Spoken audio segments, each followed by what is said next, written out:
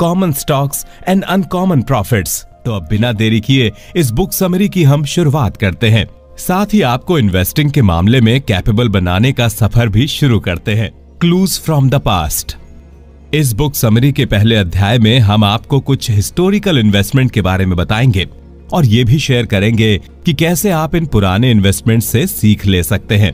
अब मान लीजिए आपके पास बैंक में कुछ एक्स्ट्रा पैसे पड़े हुए हैं जिनको आपने इन्वेस्टमेंट के लिए जमा किया था।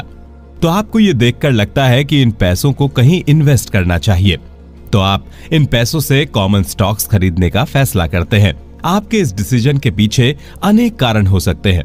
हो सकता है आप अपनी रेगुलर इनकम से ज्यादा कमाना चाहते हो, या हो सकता है कि आप अपने देश के साथ आगे बढ़ना चाहते हो, या ये भी हो सकता है कि आप भी उन लोगों में से हो जिनका ये मानना है कि अगर आपने कोई फोर्ड कंपनी जैसी एंटरप्राइज शुरू की होती तो आप भी आज कहां पर होते। इससे ये पता चलता है कि आप अपने और अपने फ्यूचर जनरेशन के लिए एक पूंजी छोड़ के जाना चाहते हैं, या हो सकता है कि इन सारी चीजों का मिक्सचर आपको कॉमन स्टॉक्स लेने के लिए इंस्पायर कर रहा हो। पर कुल मिलाकर अगर आप कॉमन स्टॉक्स खरीदने की कगार पर हैं, तो आप पैसे कमाने की लालसा रखते हैं। इसलिए ये लॉजिकल है कि आप कॉमन स्टॉक खरीदने से पहले ये देखेंगे कि किस कॉमन स्टॉक से सबसे ज्यादा पैसा कमाया जा चुका है। ये जानने के लिए आपको पुराने स्टॉक ट्रेड उठाकर देखने होंगे। अगर आप अमेरिकन स्टॉक मार्केट की ओर एक कैजुअल नजर भी डालते हैं, तो आपको ये साफ नजर आएगा कि दो बहुत ही अलग मेथड से ट्रेडिंग की जा रही है। ये दोनों ही मेथड सक्सेसफुल रहे हैं, जिस कारण ये तय करना अक्सर मुश्किल हो जाता है कि आखिर किस मेथड को फॉलो करना चाहिए। 19th सेंचुरी और शुरुआती 20th सेंचुरी में अनेक बड़े फॉर्च्यून और बहुत से छोटे फॉर्च्यून बिजनेस साइकिल पर सट्टा लगाकर बनाए गए थे।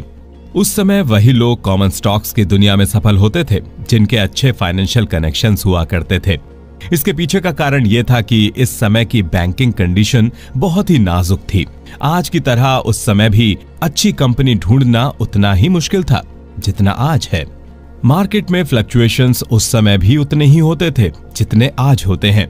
उस समय भी वही ट्रेडर सफल होता था जो लॉन्ग टर्म इन्वेस्टमेंट में विश्वास रखता था और सारे फ्लक्चुएशंस के बाद भी एक ही कंपनी के साथ टिका रहता था, न कि वो जो स्टॉक को सस्ते में खरीदता था और उसे चंद पैसों के प्रॉफिट के लिए बेच देते थे।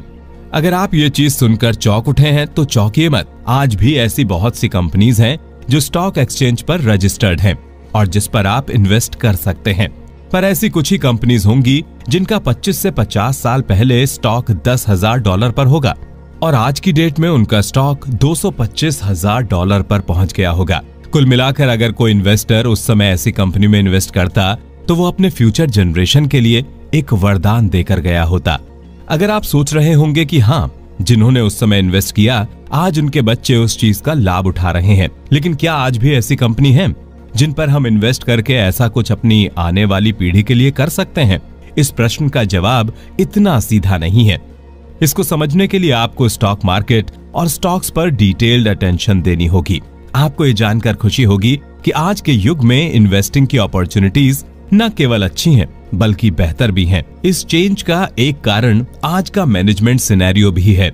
आज के युग में ये जरूरी नहीं है कि फैमिली बिजनेस फैमिली का कोई मेंबर ही संभालेगा, बल्कि अब व्यापार उसी को सौंपा जाता है जो उसके काबिल हो। अगर कोई कंपनी ऐसा करने से कतराती है तो उसके स्टॉक होल्डर उस कंपनी का साथ छोड़ देते हैं। अब कॉर्पोरेट वर्ल्ड में न केवल ओनर्स महत्व रखते हैं बल्कि बाहरी स्टॉक होल्डर्स भी डिसीजन मेकिंग में बराबर का हक रखते हैं। यही कारण है कि आज के युग में टैलेंट को नेपोटिज्म से ज्यादा महत्व दिया जाता है।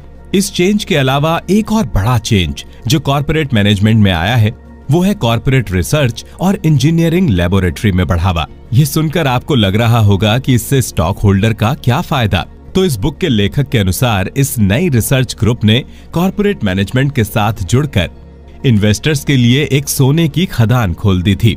आज भी काफी इन्वेस्टर्स हैं जिनको इस बारे में बहुत कम नॉलेज है।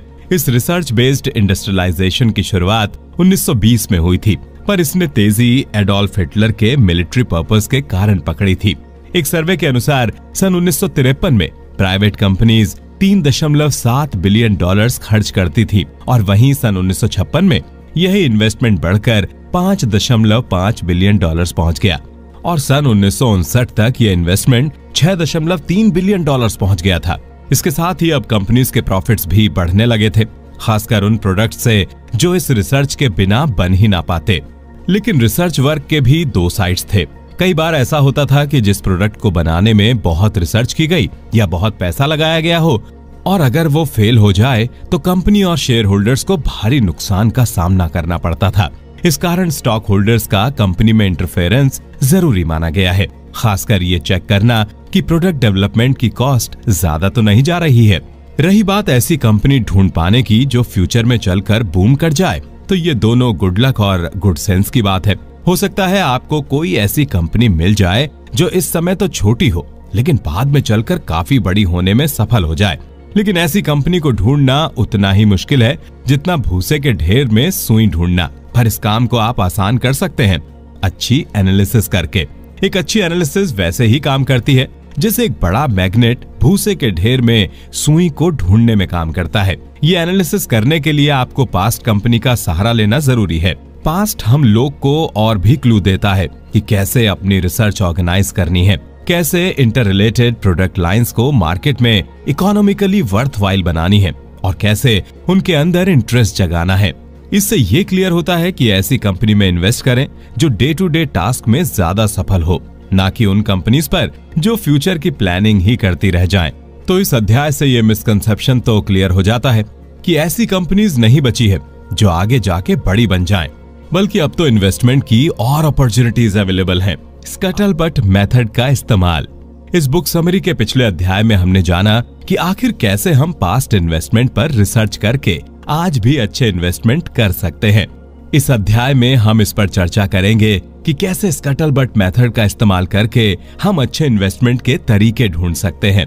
लेकिन इस मेथड से आपको डायरेक्टली कोई ऐसी कंपनी नहीं मिलेगी जिसमें आप इन्वेस्ट करके बहुत ज्यादा प्रॉफिट कमा लें। इस मेथड को हर इन्वेस्टर इस्तेमाल तो कर सकता है, लेकिन किसी इन्वेस्टर के पास इतना समय नहीं है कि वो इस मेथड का इस्तेमाल करने के लिए खुद सारी रिसर्च करे। अगर वो इस टास्क में लग गया तो उसके पास इन्वेस्टिंग का टाइम ही नहीं बचेगा। इसमें बेसिकली इन्वेस्टर उस कंपनी की पूरी रिसर्च करता है। इस रिसर्च के लिए उसे वहां की इनर वर्किंग जानना बहुत जरूरी है। ये सब जानने के लिए किसी भी इन्वेस्टर के लिए बहुत जरूरी है कि वो एक अच्छा प्रोफेशनल एडवाइजर हायर करे। तब जाकर इन्वेस्टर ऐसी पोजीशन पर पहुंच पाएगा जब उसे समझ आए कि एडवाइजर और इस मेथड का उपयोग करने से उसे क्या फायदा हुआ है।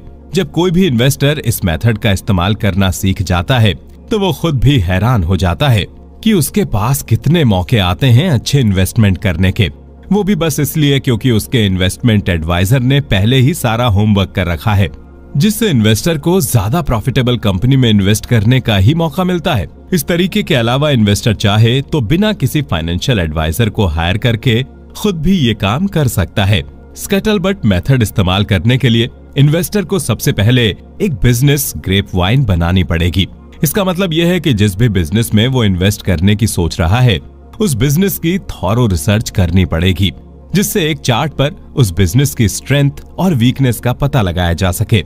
इसका पता कंपनी के शेयर होल्डर्स, पब्लिक ओपिनियन और यहाँ तक कि कंपनी द्वारा की गई लेटेस्ट रिसर्च से भी लगाया जा सकता है।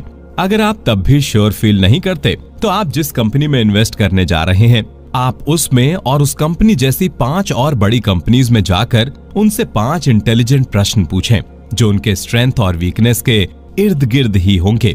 आपको खुद भी शौक लगेगा कि केवल कंपनी में जाकर बात करने से आपको कंपनी के बारे में कितनी नॉलेज मिल सकती है। इन 4 मेथड के अलावा अगर आप कंपनी के बारे में और इंक्वायरी करना चाहते हैं तो आप बोनांजा कंपनी की मदद भी ले सकते हैं। ये ग्रुप उस कंपनी के पुराने एम्प्लॉयज का होता है। इस ग्रुप से आप कंपनी के हर एक डर्टी सीक्रेट्स जान सकते हैं और वहां के वर्क एनवायरनमेंट के बारे में भी जान सकते हैं।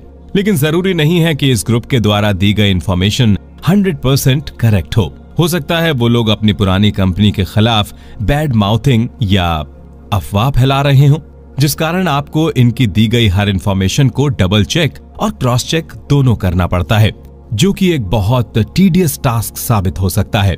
लेकिन यह भी जरूरी नहीं कि हर सोर्स ऑफ इन्फॉर्मेशन को पिछली सोर्स ऑफ इन्फॉर्मेशन से मिलता जुलता होना चाहिए। ज्यादातर बड़ी कंपनीज की इन्फॉर्मेशन इतनी क्रिस्टल क्लियर होती हैं कि इन्वेस्टर पहले ही समझ जाता है कि क्या उसको इस कंपनी में इन्वेस्टिगेशन करनी चाहिए या नहीं। यदि उसे लगता है करनी चाहिए तो अधूरी इंफॉर्मेशन को पूरा करने के लिए कंपनीज के ऑफिसर से बात करनी चाहिए। एक अच्छे इन्वेस्टर की यही पहचान होती है कि वो पूरी रिसर्च किए बिना किसी भी कंपनी में इन्वेस्ट करना सही नहीं समझता है। अब इन्वेस्टर जब जान जाता है कि किस कंपनी में इन्वेस्ट करना है, तो इसके बाद उसके सामने एक और चुनौती खड़ी होती है कि आखिर कौन से कॉमन स्टॉक्स उसे खरीदने चाहिए। 15 पॉइंट्स को ध्यान में रखें। बुक समरी के पिछले अध्याय में आपने ये जाना कि कैसे स्कटलबट मेथड का इस्तेमाल करके आप एक अच्छी कंपनी में इन्वेस्ट कर सकते हैं। अब एक बार आप ये सीख गए तो आपको ये जानना भी जरूरी है कि आपको कौन से कॉमन स्टॉक्स खरीदने चाहिए। कोई भी कॉमन स्टॉक्स खरीदने से पहले आपको 15 पॉइंट्स का ध्यान रखना बेहद जरूरी है। अगर इन पॉइंट्स में से कुछ पॉइंट्स में कंपनी खरी नहीं उतरती है तो एक बार को आप फिर भी ऐसे स्टॉक्स में इन्वेस्ट करने का रिस्क ले सकते हैं, परंतु अगर बहुत से पॉइंट्स पर असफल होती है तो ऐसी कंपनी के स्टॉक्स खरीदने की आपको या किसी भी इन्वेस्टर को गलती नहीं करनी चाहिए। अब आपके मन में सवाल आ रहा होगा कि अगर स्कटलबट मेथड पहले ही इस्तेमाल कर लिया गया है तो इन 15 पॉइंट्स की क्या जरूरत है। तो लेखक आपको इस पर यह बताना चाहेंगे कि आप स्कटलबट मेथड से एक कंपनी की क्रेडिबिलिटी के बारे में जान सकते हैं और क्या वो इन्वेस्टमेंट वर्दी है या नहीं ये जान सकते हैं। लेकिन इन 15 पॉइंट्स की मदद से आप कंपनी और उसके किस स्टॉक में इन्वेस्ट करना है ये जानने के काबिल बन सकते हैं। इनमें से कुछ पॉइंट्स तो कंपनी के बाहर के लोग ही सॉल्व कर पाएंगे और कुछ पॉइंट्स के लिए आपको कंपनी में काम कर रहे लोगों से इंक्वायरी करनी पड़ेगी। तो बिना देर किए हम आपको इन पॉइंट्स के बारे में बताते हैं जिनका आपको कोई भी कॉमन स्टॉक इन्वेस्टमेंट करने से पहले ध्यान रखना होगा। इन 15 पॉइंट्स में सबसे पहला पॉइंट यह है कि क्या कंपनी के पास जो प्रोडक्ट्स या सर्विसेज हैं उससे वो सफिशिएंट मार्केट कैप्चर करने में कैपेबल होगी और क्या वो कुछ सालों में एक बड़े लेवल पर अपना बिजनेस स्केल कर पाएगी।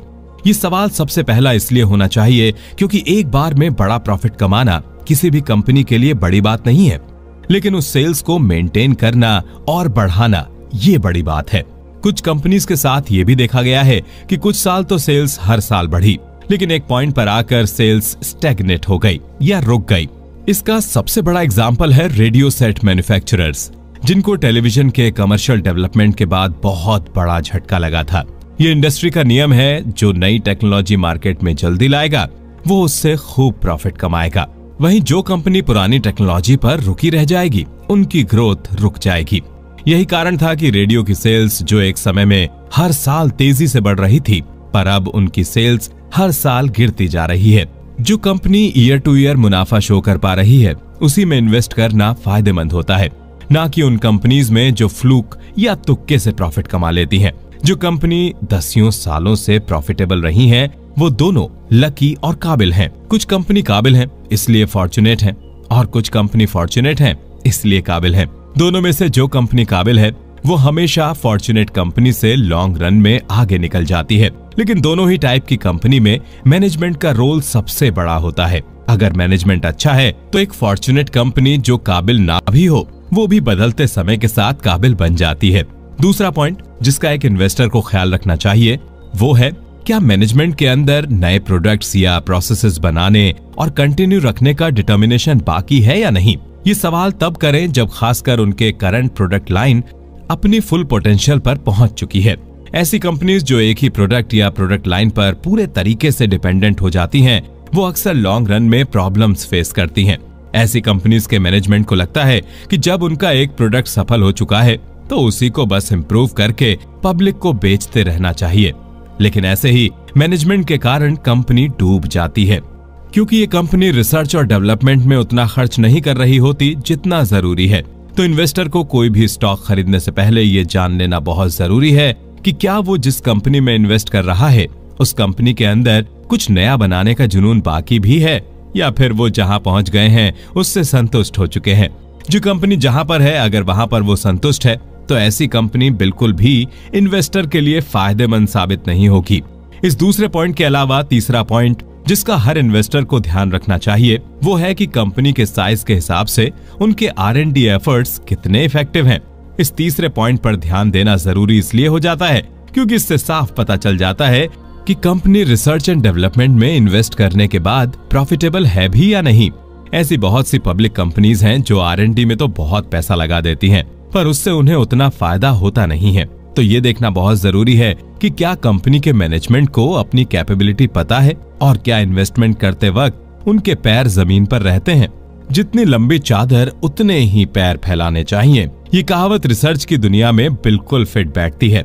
अगर कंपनी अपने साइज से ज्यादा रिसर्च में इन्वेस्ट कर रही है या फिर कंपनी अपने साइज के मुकाबले कम इन्वेस्ट कर रही है, तो ऐसे में दोनों को ही लॉन्ग रन में लॉस का सामना करना पड़ेगा।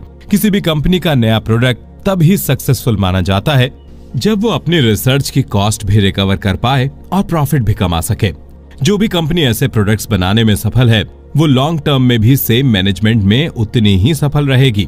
चौथा पॉइंट जिसका एक इन्वेस्टर को ध्यान रखना चाहिए वो ये है कि क्या कंपनी के पास एक अबव एवरेज सेल्स ऑर्गेनाइजेशन है। इस चुनौती भरे युग में ये देखना बहुत जरूरी है कि किस कंपनी की सेल्स टीम ज्यादा बेहतर है। अगर किसी भी कंपनी या उसकी मैनेजमेंट को ये लगता है कि उनके प्रोडक्ट्स ऑटोमेटिकली बिक सकते हैं, तो ये उनकी सबसे बड़ी गलतफहमी है।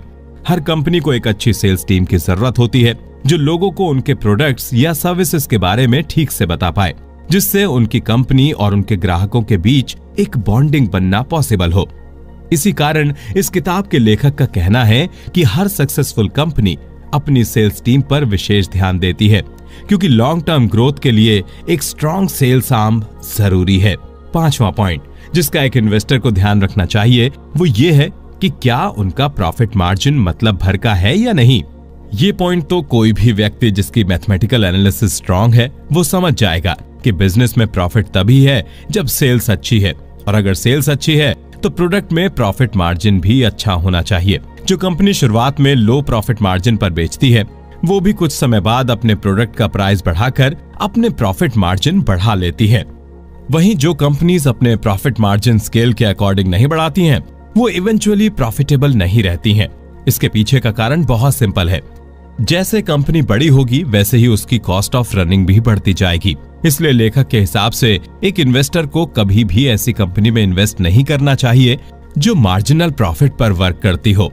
इन्वेस्टर को हमेशा से ही उन कंपनीज में प्रॉफिट ज्यादा होगा जिनके प्रोडक्ट में मार्जिन अच्छा हो, वरना लो प्रॉफिट और मार्जिनल कंपनीज में पैसे डूबने के चांसेस बढ़ जाते हैं। इस पॉइंट के अलावा 6 पॉइंट जिसका एक इन्वेस्टर को दिमाग में रखना चाहिए वो ये है कि कंपनी ऐसा क्या कर रही है जिससे उनका प्रॉफिट मार्जिन मेंटेन या इम्प्रूव हो रहा है। इस सवाल को सुनकर आपको लग रहा होगा कि अगर प्रोडक्ट सक्सेसफुल है तो प्रॉफिट मार्जिन मेंटेन और इम्प्रूव करना आसान होगा, लेकिन ऐसा नहीं है। जब भी आप किसी कंपनी के स्टॉक को खरीदते हैं तो हो सकता है उस समय कंपनी का वो प्रोडक्ट सक्सेसफुल हो, लेकिन ओवर द टाइम उस प्रोडक्ट का क्रेज मार्केट से खत्म हो जाए। तो ये बहुत जरूरी हो जाता है कि कंपनी कॉन्स्टेंटली अपने प्रोडक्ट्स को एंगेजिंग और अट्रैक्टिव करने में लगी रहे। साथ ही कंपनी को लेबर और रॉ मटेरियल्स की कॉस्ट को भी ध्यान में रखना बहुत जरूरी होता है। इसके साथ ही टैक्सेस में भी हर साल बदलाव के कारण बिजनेस रनिंग कॉस्ट बढ़ जाती है। तो इन सबको मैनेज करने के लिए एक कंपनी को प्रॉपर प्लानिंग करना महत्वपूर्ण है। लेकिन आप सोच रहे होंगे कि कंपनी की इस प्लानिंग का इन्वेस्टर को कैसे पता चलेगा? तो इसका जवाब यह है कि इसका जवाब ढूंढने के लिए एक इन्वेस्टर को स्कटलबट मेथड अप्लाई करना होगा। इसका पता इन्वेस्टर कंपनी के टॉप एग्जीक्यूटिव से ही लग सकता है। अगर कंपनी के पास इन सब सवालों का कंस्ट्रक्टिव जवाब है तो ऐसी कंपनी इन्वेस्टर के लिए बहुत प्रॉफिटेबल साबित हो सकती है। इन 6 पॉइंट्स के अलावा किसी भी कंपनी में इन्वेस्ट करने से पहले आपको 7वें पॉइंट का सबसे ज्यादा ध्यान रखना चाहिए। वो ये है कि क्या इस कंपनी की कोई लेबर या पर्सनल रिलेशनशिप आउटस्टैंडिंग तो नहीं है। बहुत से इन्वेस्टर्स को ऐसा लगता होगा कि लेबर और कंपनी के बीच का रिलेशनशिप इतना मायने नहीं रखता है, लेकिन ये एक बहुत बड़ा मिसकंसेप्शन है कि इससे कंपनी को फर्क नहीं पड़ता है। अगर किसी भी कंपनी के लेबर उससे खुश ना हो तो इसका सीधा असर कंपनी की प्रोडक्शन पर पड़ता है। अगर लेबर खुश ना हो तो स्ट्राइक एक कॉमन सिनेरियो बन जाती है। अगर कोई कंपनी या उसका मैनेजमेंट अपने वर्कर्स का प्रॉपर ध्यान नहीं रखते हैं या अपने लेबर को पैरों की धूल समझते हैं तो ऐसी कंपनीज अपने इन्वेस्टर्स को भी कुछ खास नहीं समझते हैं। इसलिए कंपनी का ये बैकग्राउंड देखना भी एक इन्वेस्टर को देखना जरूरी हो जाता है। इसके अलावा इसी से मिलता हुआ 8वां पॉइंट भी है जिसमें इन्वेस्टर को ये देखना चाहिए कि उस कंपनी के रिलेशन अपने एग्जीक्यूटिव से कैसे हैं। अगर लो लेवल लेबर से रिलेशनशिप मेंटेन रखना इंपॉर्टेंट है तो एग्जीक्यूटिव लेवल पर रिलेशन मेंटेन करना तो और जरूरी है। अब आप सोच रहे होंगे कि ये तो बड़ी सिंपल सी बात है और हर कंपनी ही अपने एग्जीक्यूटिव से बनाकर रखती होगी। आखिर यही लोग तो होते हैं जो हर फैसला लेते हैं। अगर ये लोग साथ में कंपनी को लेकर ना चलें तो कोई भी वेंचर बिखर सकता है। ग्रेटेस्ट इन्वेस्टमेंट अपॉर्चुनिटीज वही कंपनी आपको ऑफर करती है जिसमें एग्जीक्यूटिव्स के बीच एक अच्छी अंडरस्टैंडिंग होती है। इस पॉइंट के साथ आपको 9th पॉइंट का भी ध्यान रखना होगा। 9th पॉइंट ये है कि क्या कंपनी के मैनेजमेंट में डेप्थ है। अब आप सोच रहे होंगे कि मैनेजमेंट में यहाँ किस डेप्थ की बात हो रही है। अब मान लीजिए आप किसी छोटी कॉर्पोरेशन में इन्वेस्ट करने जा रहे हैं, तो जाहिर सी बात है वहां का की या मेन पर्सन कोई एक ही होगा। हो सकता है वो अपने अंडर सब कुछ बहुत अच्छे से मैनेज कर रहा हो, लेकिन गॉड फॉरबिड अगर उस व्यक्ति को कुछ हो जाता है तो उस कंपनी का डेली वर्क कौन संभालेगा। इस समय जो पॉइंट 8 में डिस्कस किया वो बहुत जरूरी हो जाता है। एग्जीक्यूटिव क्लाइमेट मेंटेन करना ऐसी सिचुएशन में बहुत जरूरी हो जाता है। इसमें सबसे जरूरी है डेलीगेशन ऑफ रोल्स और पावर, जिससे ये सिचुएशन ना आए जहां सारी रिस्पॉन्सिबिलिटीज एक ही कंधे पर आ जाएं। ऐसा करने से छोटी कंपनी में इन्वेस्टर के लिए रिस्क सिग्निफिकेंटली कम हो जाता है। इसके अलावा जब हम 10th पॉइंट के बारे में डिस्कस करते हैं तो वो ये है कि क्या कंपनी की कॉस्ट एनालिसिस और अकाउंटिंग कंट्रोल अच्छी है। कोई भी कंपनी लॉन्ग टर्म सक्सेस नहीं पा सकती जब तक वो अपनी ओवरऑल कॉस्ट को एक्यूरेसी और डिटेल में बांटकर दिखा ना पाए। हर छोटी डिटेल जानने के बाद ही मैनेजमेंट इस चीज का अनुमान लगा पाएगी कि आखिर किस फील्ड या किस जगह पर ध्यान फोकस करने की जरूरत है। अगर किसी कंपनी को यही नहीं पता होगा कि आखिर किस एरिया में काम करना है, तो उन्हें यही नहीं पता होगा कि किस प्रोडक्ट को प्रमोट करना है या किस प्रोडक्ट को वो सेल या डिस्काउंट में बेचना अफोर्ड कर सकते हैं। यही सारे कारण होते हैं कि किसी भी कंपनी का फाइनेंशियल एनालिसिस और अकाउंटिंग जानना जरूरी है। अब इतने पॉइंट सुनने के बाद आपके मन में ये सवाल आ रहा होगा कि हम एक ही बिजनेस में इतनी छानबीन क्यों कर रहे हैं, हम लोग कंपटीशन और भी तो देख सकते हैं। तो यही आता है 11th पॉइंट कि क्या बिजनेस के ऐसे और भी एस्पेक्ट होते हैं जो एक कंपनी को कंपटीशन से बेहतर बनाती हैं। तो अब आप सोच में पड़ गए होंगे कि आखिर कौन से ऐसे एस्पेक्ट होते हैं जो एक कंपनी को दूसरी कंपनी से अलग बनाते हैं। ये एस्पेक्ट हर चीज में काउंट होते हैं। मान लीजिए कोई कंपनी अगर अपना प्लांट सेटअप करती है तो जाहिर सी बात है कि रियल एस्टेट में भी ऐसी कंपनी को वर्क करना पड़ेगा। तो अगर एक कंपनी कम लीज पर काम कर रही है तो जाहिर सी बात है वो कंपटीशन से ज्यादा प्रॉफिट कमा पाएंगे। अब इसको बेहतर समझने के लिए एम्प्लॉयज का इंश्योरेंस का एग्जाम्पल ले लीजिए। अगर एक कंपनी का इंश्योरेंस कॉस्ट 35% कम है तो वो अपने रनिंग कॉस्ट कम करने में कामयाब रहे। साथ में इन्वेस्टर को ये भी ध्यान देना पड़ता है कि जिस कंपनी में वो इन्वेस्ट करने जा रहा है क्या उसके प्रोडक्ट्स पेटेंट प्रोटेक्टेड हैं। इससे ये कंफर्म होता है कि कोई दूसरी कंपनी उसके प्रोडक्ट्स को कॉपी नहीं कर पाएगी। इन सब के बावजूद भी हो सकता है कि कोई बड़ी कंपनी उस प्रोडक्ट के आइडिया को चुराने में कामयाब हो जाए। तो आपको एज एन इन्वेस्टर ये ध्यान रखना होगा कि आप जिस कंपनी में इन्वेस्ट करने जा रहे हैं उसमें और भी ऐसे प्रोडक्ट के आइडिया या प्लान होने चाहिए जो कंपटीशन को तगड़ा झटका देने के लिए हमेशा रेडी हों। इस पॉइंट के एंड के साथ हम आते हैं अपने 12th पॉइंट पर, जिसमें आपको अब ये देखना होगा कि क्या कंपनी प्रॉफिट को शॉर्ट रेंज बेसिस पर प्रेडिक्ट कर रही है या लॉन्ग टर्म बेसिस पर प्रेडिक्ट कर रही है। कुछ कंपनीज ऐसी होती हैं जो इमीडिएटली ज्यादा से ज्यादा प्रॉफिट कमाना चाहती हैं, वहीं कुछ कंपनीज जानबूझकर अपने प्रॉफिट को डिले करती हैं, जिससे वो ओवर द इयर्स अपनी रेपुटेशन बना पाएं और बेहतर तरीके से अपनी कंपनी को स्केल अप कर पाएं। किसी भी कंपनी में कस्टमर्स को कैसे ट्रीट करते हैं उसी से क्लियर हो जाता है कि वो कंपनी आगे चलकर कितनी रेप्यूटेड बन पाएगी। रेपुटेशन कमाना प्रोडक्ट बेच के प्रॉफिट कमाने से कई गुना मुश्किल होता है, इसलिए इन्वेस्टमेंट के समय ये देखना भी एक तरह से जरूरी हो जाता है। इस पॉइंट के अलावा 13th पॉइंट जिसको हर इन्वेस्टर को ध्यान में रखना चाहिए इन्वेस्ट करने से पहले कि क्या आने वाले वक्त में उस कंपनी को और इन्वेस्टमेंट या इक्विटी फाइनेंसिंग की जरूरत पड़ेगी, जिस कारण करंट शेयर होल्डर्स की एग्जिट स्ट्रैटेजी पर इफेक्ट पड़ सकता है।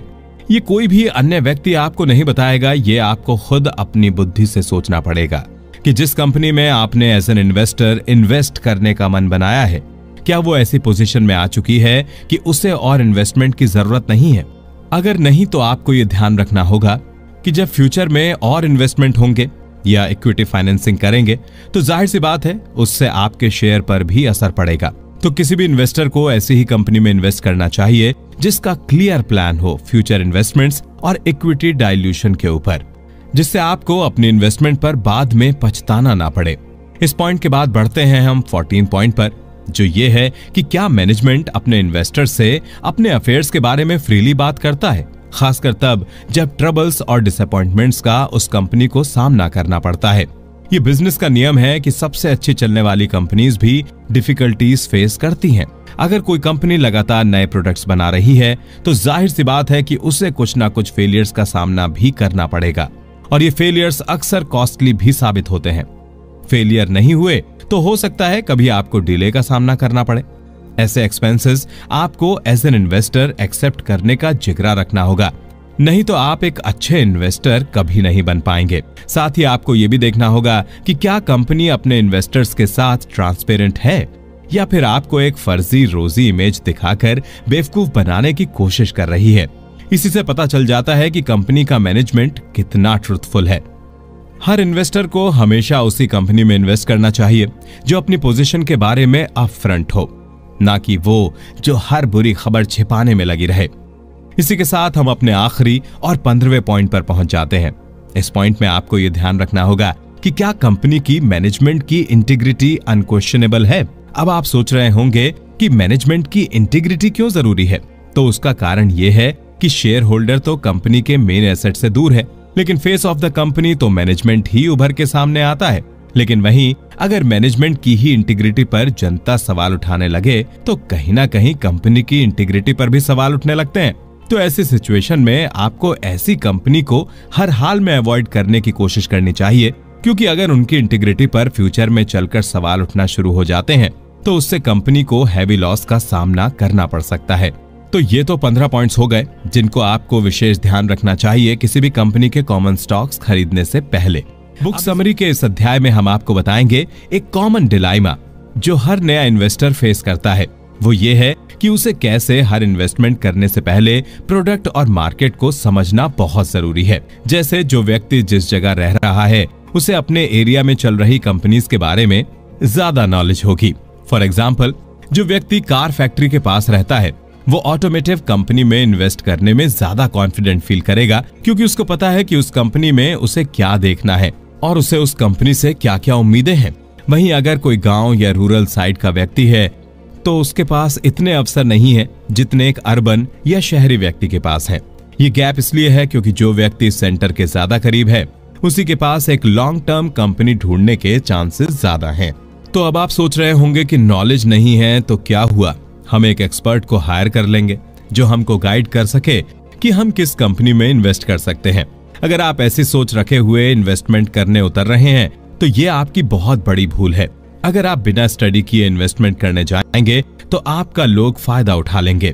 हो सकता है आपका फाइनेंशियल एडवाइजर अच्छा ही साबित ना हो और वो आपके पैसे डुबो दे।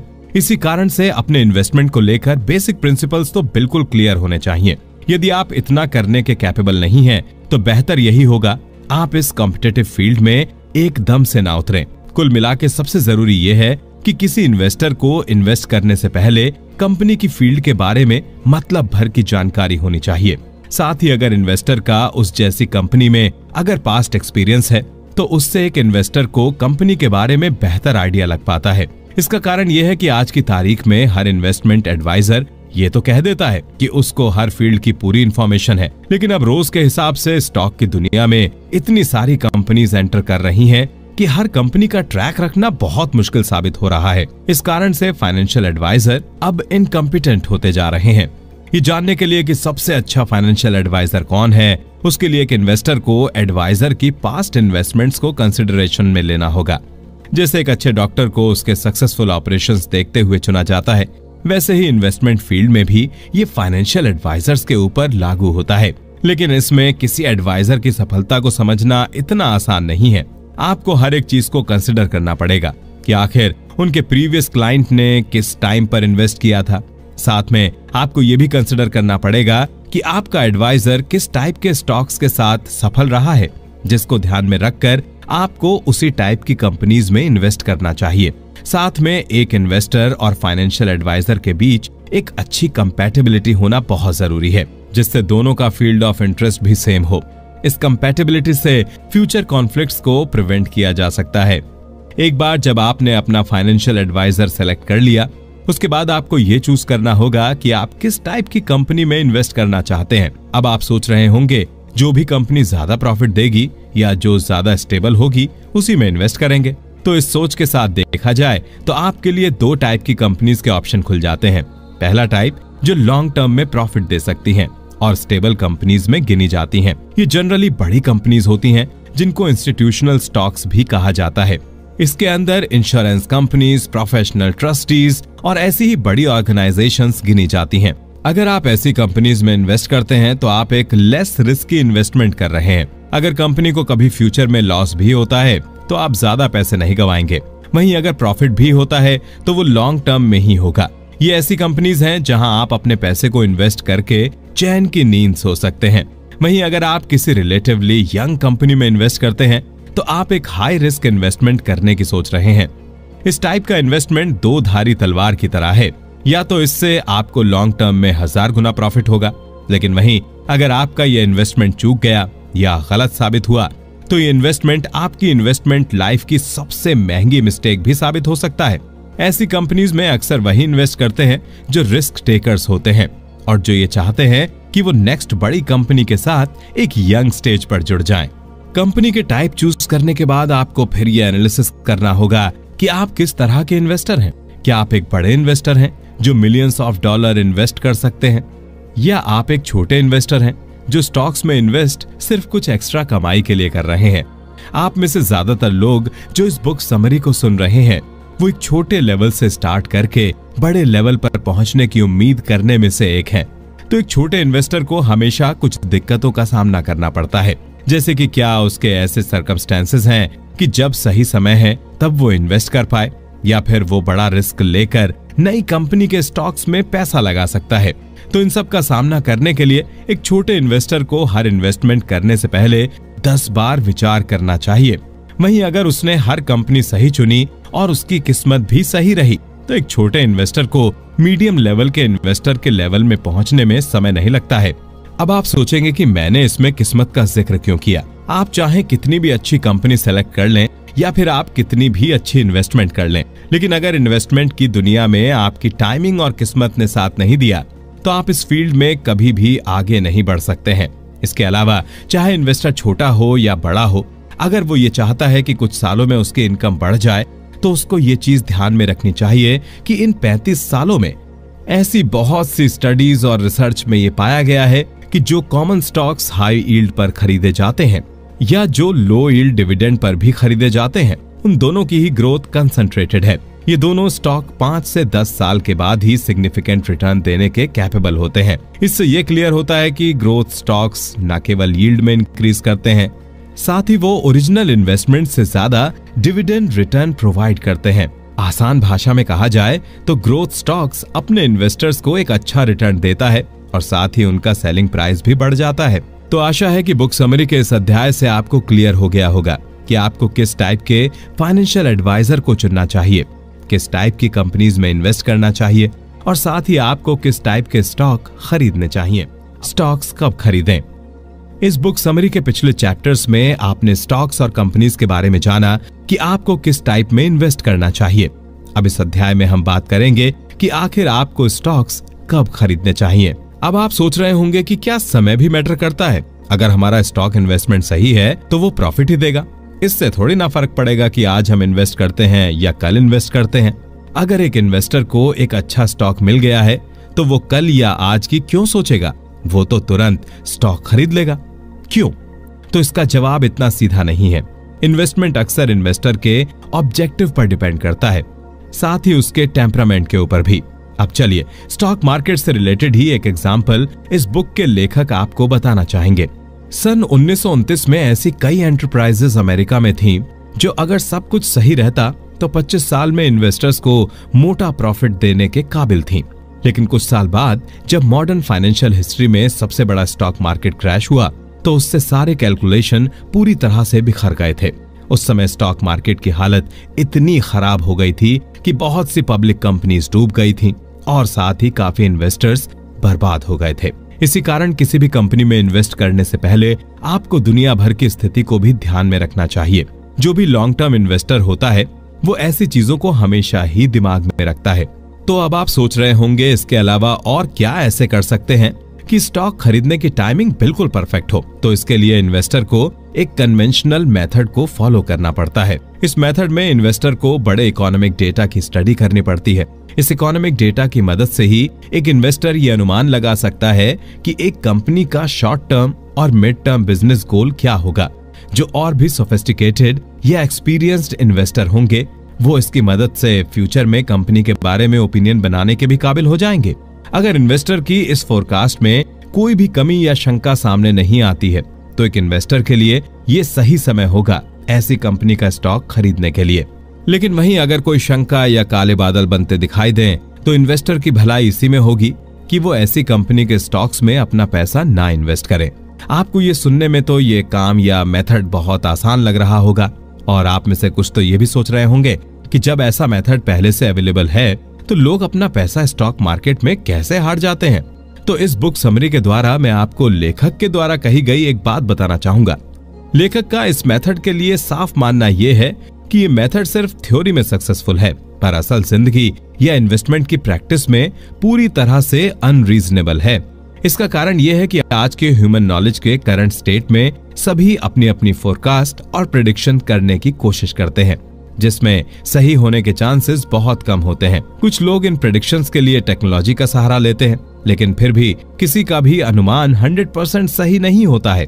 हो सकता है आज से 5-10 साल बाद ऐसी टेक्नोलॉजी आ जाए जिससे एक्यूरेटली पता चल जाए कि एक समय बाद स्टॉक के प्राइसेस कहां होंगे, लेकिन फिर भी ऐसी टेक्नोलॉजी कभी नहीं आ सकती जो बिजनेस में स्टॉक्स की वैल्यू प्रिसाइजली बता सके। लेखक का मानना है कि बिजनेस में इकोनॉमिक्स की ह्यूमन नॉलेज उतनी ही है जितनी केमिस्ट्री की नॉलेज हमें मिडिल एजेस में थी। उस समय की केमिस्ट्री भी उतनी ही क्रूड और मिस्टीरियस थी जितनी आज की डेट में बिजनेस की इकोनॉमिक्स है। आज की डेट में भी इस विषय के बारे में इतनी कम नॉलेज होने के बावजूद भी एक इन्वेस्टर या आप भी एक एक्यूरेट गैस कर सकते हैं कि कंपनी के स्टॉक्स फ्यूचर में किस दिशा में जाएंगे। लेकिन ऐसे प्रेडिक्शन अगर 10 लोग से करवाए जाएं तो किसी एक का उसमें सही निकलेगा। एक टिपिकल इन्वेस्टर तो जीता और कमाता ही इन इकोनॉमिक फोरकास्ट के भरोसे है। कोई भी बड़ा इन्वेस्टर ये फोरकास्ट खुद से नहीं करता है बल्कि वो इसके लिए लोगों को हायर करता है जिनका यही काम होता है कि वो इन्वेस्टमेंट के लिए सेलेक्टेड कंपनीज का फोरकास्ट बनाए। लेकिन लेखक आपको इस तरीके से वार्न करना चाहेंगे, जिस इन्वेस्टर की डिपेंडेंस की आदत बहुत पड़ जाती है उसके लिए अपने बल पर इन्वेस्टमेंट करना बहुत मुश्किल हो जाता है। अगर आप में से भी कोई ऐसा इन्वेस्टर है तो लेखक आपको वर्ल्ड वॉर 2 के बाद से छपी ई कॉमर्शियल एंड फाइनेंशियल क्रॉनिकल पढ़ने की सलाह देते हैं। चाहे इन्वेस्टर कोई भी साल की ये किताब पढ़े उसे इतना जरूर समझ आ जाएगा कि ऐसा जरूरी नहीं कि सबका व्यू पॉइंट एक कंपनी को लेकर एक ही जैसा हो। जो भी इन्वेस्टर ये बुक पढ़ता है वो इस चीज से जरूर हैरान होता है कि कितनी बार आपस में एक्सपर्ट के ओपिनियंस ही मैच नहीं करते हैं। अब आप सोच रहे होंगे कि इन्वेस्टर के पास ऑप्शन ही क्या रह जाता है। वो कैसे जान सकता है कि सही समय इन्वेस्टमेंट का क्या है, या वो जान भी सकता है या नहीं। तो इसका जवाब यह है कि एक इन्वेस्टर 2 एस्पेक्ट या नजरिए से बिजनेस को जज कर सकता है। पहला तो ये कि वो नए प्रोडक्ट के बनने के टाइम साइकिल पर पूरी तरीके से डिपेंडेंट नहीं हो सकता है। इसका कारण यह है कि अगर वो किसी एक चीज पर इतना डिपेंडेंट हो जाता है तो वो सही डिसीजन नहीं ले पाएगा और वो एक सपने या अनफिनिश्ड प्रोडक्ट पर इन्वेस्टमेंट का डिसीजन ले लेगा। इससे हो सकता है उसे फ्यूचर में लॉस उठाना पड़े। दूसरा एस्पेक्ट ये हो सकता है कि वो ऐसी कंपनीज में इन्वेस्ट करे जिनका मैनेजमेंट वेल बैलेंस्ड और प्रोफेशनल हो। इससे एक इन्वेस्टर को ये फायदा रहता है कि उसको कभी भी कंपनी के प्रोडक्ट में डिले नहीं मिलता है। इसके साथ ही काम भी स्मूथली और एफिशिएंटली चलता रहता है। अब राइट टाइमिंग को बेहतर समझने के लिए हम आपको 2 ऑप्शन प्रोवाइड करेंगे। इसमें कंपनी की 2 स्थिति होंगी जिनके डिफरेंट प्रोस और कॉन्स हैं। पहले ऑप्शन में मान लीजिए एक कंपनी है जिसका रिलेशन अपने वर्कर्स और अपने एग्जीक्यूटिव्स के साथ बहुत अच्छा है, लेकिन उनके नए प्रोडक्ट ने उतनी मार्केट कैप्चर नहीं की जितनी उन्हें उम्मीद थी। तो इस सिचुएशन को सुधारने के लिए कंपनी ने एक प्लान बनाया, पर उस प्लान को इफेक्ट में लाने में समय लगा और तब कंपनी का स्टॉक बाइंग पॉइंट ए पर पहुंच गया। इस प्लान के चलते 1.5 साल के लिए लेबर के सारे बेनिफिट्स खत्म कर दिए गए, जिसके चलते वर्कर्स ने 2 बार स्ट्राइक कर दी। जिससे कंपनी का प्रोडक्शन कम हो गया और ये फाइनेंशियल वर्ल्ड में खबर फैल गई कि इस कंपनी की लेबर सिचुएशन बद से बदतर होती जा रही है, जिस कारण कंपनी के स्टॉक एकदम से गिर गए। लेकिन वो ज्यादा दिन तक नीचे नहीं रहे, क्योंकि मैनेजमेंट के प्लान ने रंग दिखाना शुरू कर दिया था, जिससे एक बार फिर प्रोडक्ट्स की सेल और लेबर दोनों सुधरने लगी। अब इस पॉइंट को हम कहेंगे बाइंग पॉइंट बी। अब देखते हैं कि किस इन्वेस्टर को ज्यादा फायदा हुआ। जिसने बाइंग पॉइंट ए पर स्टॉक खरीदे, उसने कंपनी के पीक पर स्टॉक खरीदे, जिस कारण जब कंपनी में दिक्कतें आईं तो उसके स्टॉक्स पर नेगेटिव असर पड़ा। वहीं जिस इन्वेस्टर ने बाइंग पॉइंट बी पर खरीदा, उसने एक तरह से राइजिंग कंपनी का स्टॉक खरीदा, जिस कारण उसका प्रॉफिट बाइंग पॉइंट ए वाले इन्वेस्टर से बेहतर होगा। इसी कारण किसी भी कंपनी का स्टॉक खरीदते हुए प्रॉपर रिसर्च और प्रॉपर टाइमिंग एक बहुत बड़ा रोल प्ले करती है, वरना आप सही कंपनी चूज करने के बाद जल्दबाजी में इन्वेस्टमेंट करने के चक्कर में राइट टाइमिंग मिस कर सकते हैं। तो ये तो बात हो गई आपको कब स्टॉक खरीदने चाहिए। अब ये भी जानना उतना ही जरूरी है कि आपको स्टॉक कब बेचने चाहिए, या बेचने भी चाहिए या नहीं। तो इसके कब बेचना चाहिए और कब नहीं। इस बुक समरी के पिछले चैप्टर में हमने जाना कि स्टॉक कब खरीदना चाहिए। अब जब आप एक बार स्टॉक खरीदते हैं तो ऐसा तो है नहीं कि आप अपनी पूरी जिंदगी इसको लेकर बैठे रहेंगे। ऐसे तो कोई भी इन्वेस्टर अपने स्टॉक से प्रॉफिट कमा ही नहीं पाएगा। ऐसे बहुत से कारण हो सकते हैं कि एक इन्वेस्टर को अपने स्टॉक्स बेचने पड़े। हो सकता है उसको नया घर खरीदना हो, या ये भी हो सकता है कि उसे अपने बच्चों के बिजनेस में इन्वेस्ट करना हो। इस टाइप की कॉमन स्टॉक की सेलिंग पर्सनल कहलाती है, ना कि प्रोफेशनल। तो इस टाइप की सेलिंग पर हम अपनी इस बुक समरी में गौर नहीं करेंगे, बल्कि हम आपको इस अध्याय के द्वारा ये बताएंगे कि कौन सी सेलिंग से एक इन्वेस्टर ज्यादा पैसे कमा सकता है। लेखक के हिसाब से एक इन्वेस्टर अपने स्टॉक्स केवल 3 कारणों से बेचता है। पहला कारण तो ये है कि जब इन्वेस्टर से कोई ज्यादा स्टॉक खरीदने में गलती हो जाए। अब मान लीजिए कि किसी इन्वेस्टर ने किसी कंपनी के स्टॉक्स खरीद लिए, पर उन्हें खरीदने के बाद उसे ये रियलाइजेशन होता है कि उसने जो स्टॉक्स खरीदे हैं वो हाई वैल्यूएशन पर खरीद लिए हैं। ऐसी गलती स्टॉक मार्केट की दुनिया में इतनी कॉमन है कि आपको विश्वास ही नहीं होगा। पर इस टाइप की सिचुएशन में किसी भी इन्वेस्टर को अपने इमोशन को किनारे रखकर डिसाइड करना होता है। उसको अपनी गलती एक्सेप्ट करनी पड़ती है और जल्द से जल्द ऐसे स्टॉक को अपने पोर्टफोलियो से निकालना पड़ता है। ऐसे स्टॉक्स को इन्वेस्टर जितनी जल्दी बेच दें, उनके लिए उतना ही फायदेमंद रहेगा, वरना स्टॉक को अपने पास लंबी ड्यूरेशन तक रख के वो अपने लॉसेस को बढ़ा सकते हैं। इसका कारण ये है कि ओवर द टाइम ऐसे स्टॉक वैल्यू में ऊपर नहीं जाते, बल्कि और नीचे गिर जाते हैं। लेकिन अगर आप एज एन इन्वेस्टर ऐसे स्टॉक्स खरीदने की गलती कर देते हैं तो उसमें बिल्कुल भी निराश होने वाली बात नहीं है। हो सकता है कुछ टाइम तक आपको ये गलती बहुत बड़ी लगे, लेकिन लेखक का मानना है कि ऐसे एक्सपीरियंस ही एक इन्वेस्टर को बना देते हैं या तोड़ देते हैं। जो एक अच्छा इन्वेस्टर होगा वो अपनी इस गलती से सीखेगा और आगे से किसी भी कंपनी में इन्वेस्ट करने से पहले अपने गलत इन्वेस्टमेंट से मिली सीख का उपयोग करेगा।